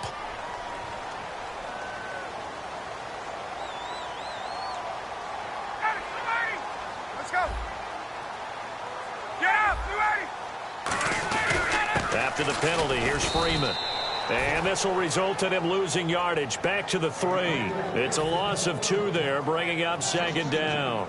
And in this situation with the lead fourth quarter, they're liking keeping the ball on the ground, I'm sure. That's just smart football, but you know the defense has to know it as well. They've got to stop them here. So now we're going to see that loading the box in a big way. 6, 7, 8, 9, whatever it's going to take, puts a little bit more pressure on your big offensive line. And they're going to speed things up here. On 3rd and 1, and this is caught for a Falcon touchdown. Julio Jones from a yard out, and the Falcons will add on to their lead. Well, it was 3rd and 1. I was expecting runs, so much for that. They pass it, they score it. That had the feel of the head coach telling the offensive coordinator, you've got 4 downs here. We're going to go for it on 4th down unless there's a disaster on 3rd. Go ahead and take a shot if you want to. And he gratefully accepted the opportunity and did exactly that. If they didn't get it there, that had the feel that they would come back and try it on 4th down. Cincinnati now ready to take the field. And they're hoping to capture some of that magic they had last time out when they were able to put together a scoring drive. But they're still down here, Charles. Not the major concern, though, because of what you talked about. They scored the last time out. They feel good about themselves. They feel like their game plan is now in effect. They know how to attack and what plays they want to put together. But they've got to keep it moving in the right direction because, as you did note, they are down on the scoreboard. And down he goes, but he takes it up to the 40. A good start there on first down. They've got to have this drive. No doubt about it. Down a couple of scores. They have to find a way to put it in the end zone. Chunk plays, explosive plays, that will be the key to this drive. They'll get 16 yards there, and it's good enough for a Cincinnati first down. They're going to hurry back to the line now. To throw here, Dalton. And over the middle, it's LaFell. 20 yards on the pickup there. And it'll give the Bengals a first down. And he was able to find a very soft spot in that zone coverage. I love that term, Brandon. That soft spot where you find the open area, set up, and catch the football before the hard collision comes afterwards. 7 yards, the pickup on the pitch and catch. He had time, was able to survey the field and find a soft spot in that zone coverage. And that's where it gets difficult for a defender, Brandon. You go to your spots on the field that you have to cover, and when the offense finds an area that you're not in, that's where they throw the football. 5 yards is the pickup there as that extends this drive. And the offense moving quickly to the line. 1st and 10 for Dalton. He couldn't quite hold it. Got hit. Ball pops out, incomplete. So much of this game is focus and concentration. And whenever I see guys running the in route, I know that in the back of their mind, they're always wondering who's lurking inside that might put a big hit on them as they try and catch the ball.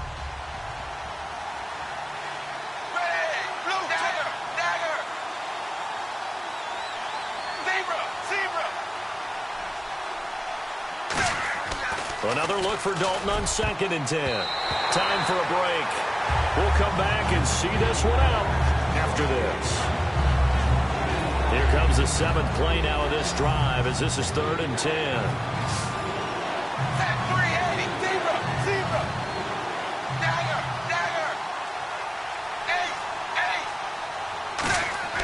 Third down, a shot here for Dalton. And this is caught now for a late touchdown. So hold everything here. This one's not over yet. And they put it in the end zone, which was job one. Now they have to convert. And then it's decision time, isn't it? Yeah, so this is what all teams go through. You look at the clock, you're inside 2 minutes, look at your timeouts, make that onside kick decision. Yeah, how do you feel about your defense, where you are in terms of the scoreboard, and the time left on the clock, as you noted, so many things to go through.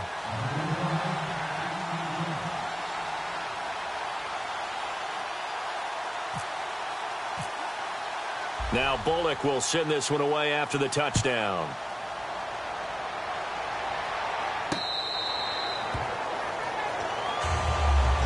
And here now come the Falcons. They've got the lead by 3, late stages of the game. What's the message here? Just hang on to the football? Is it that simple? That's exactly right, because ball security is paramount. And you got a small cushion. A field goal can tie you, but you don't even think that way. Just take care of the ball, close out the game. Will they close it out? We're about to find out.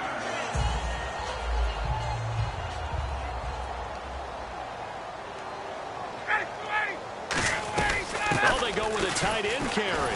And he'll fight forward to about... And now the Bengal defense here calling a timeout.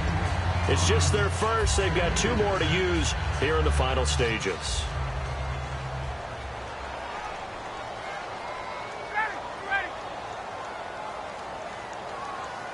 And they'll bring the big tight end across the formation left. There we go. Looking to jam the receivers at the line here. Press coverage look defensively. Here's Ryan to throw. Caught by Jones. And now the Bengals are going to call another timeout. That'll leave them with just 1 remaining in this 4th quarter of play. So still in search of the first down after that last completion.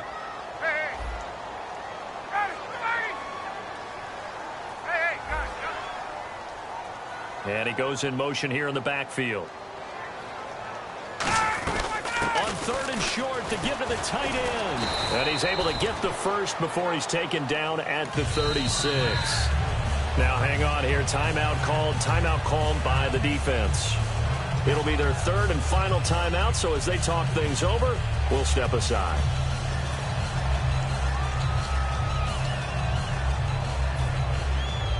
First down and 10 now for the offensive group. And the D-line pinching together must be expecting the run. And now a 10th carry for Freeman. Devontae Freeman, they're not going to get him. Touchdown, Falcons. Devontae Freeman, his second touchdown of the night. And the Falcons will extend their lead. And he certainly played a pivotal role with those 2 TDs and why they're up on the scoreboard right now. Well, someone's all about winning, aren't they? Because he's not worried about the number. Sure, it's great to have 2 touchdowns. But the bottom line is what he's doing is contributing to their lead. He wants to continue to do so.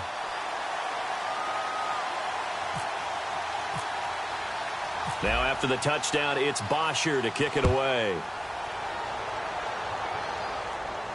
That'll be taken in the end zone.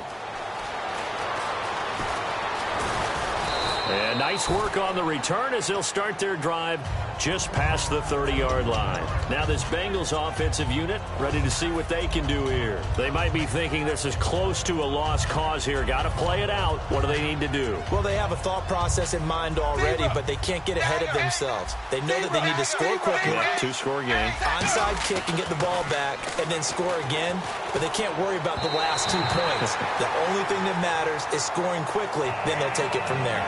Well, I haven't met a quarterback yet that doesn't like a target that size. I mean, that's a big, tall receiver, and somehow he missed him anyway. Yeah, tempting to just put it out there for him to go get it, but dangerous throw and not on target. Yeah, sometimes even a receiver with that type of catch radius can't haul them in if they're not accurate. Offense trying to avoid stalling out, facing a 3rd and 10. All right, here's Dalton. And that's complete to LaFell. And he's got the first down yardage as he brings this up to the 47. And they're going to hurry back to the line now.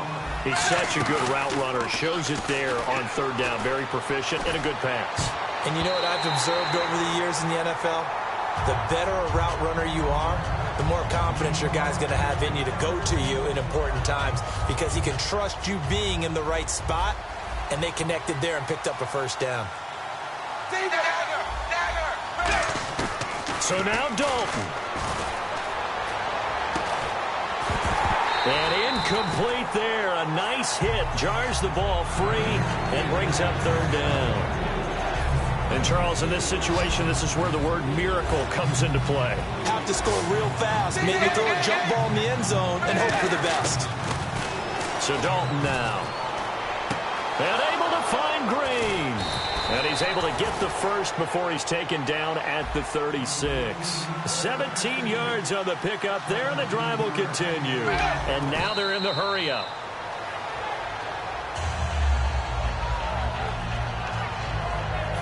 Offense walks to the line for play number 7 of the drive.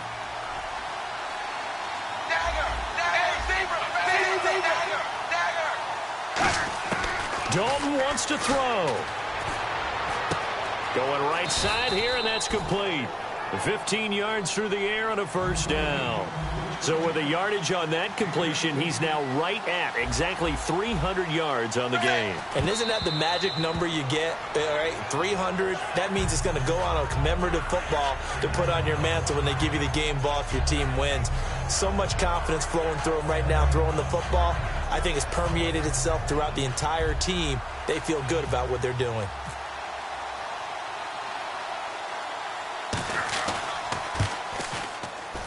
And that is no good. And this score will stay right where it is. Well, this winds up an empty possession. Everything looked okay. He just never got the ball on target. And knowing him, he'll be disappointed with that effort. Ryan heads down to a knee, and that should wrap this one up.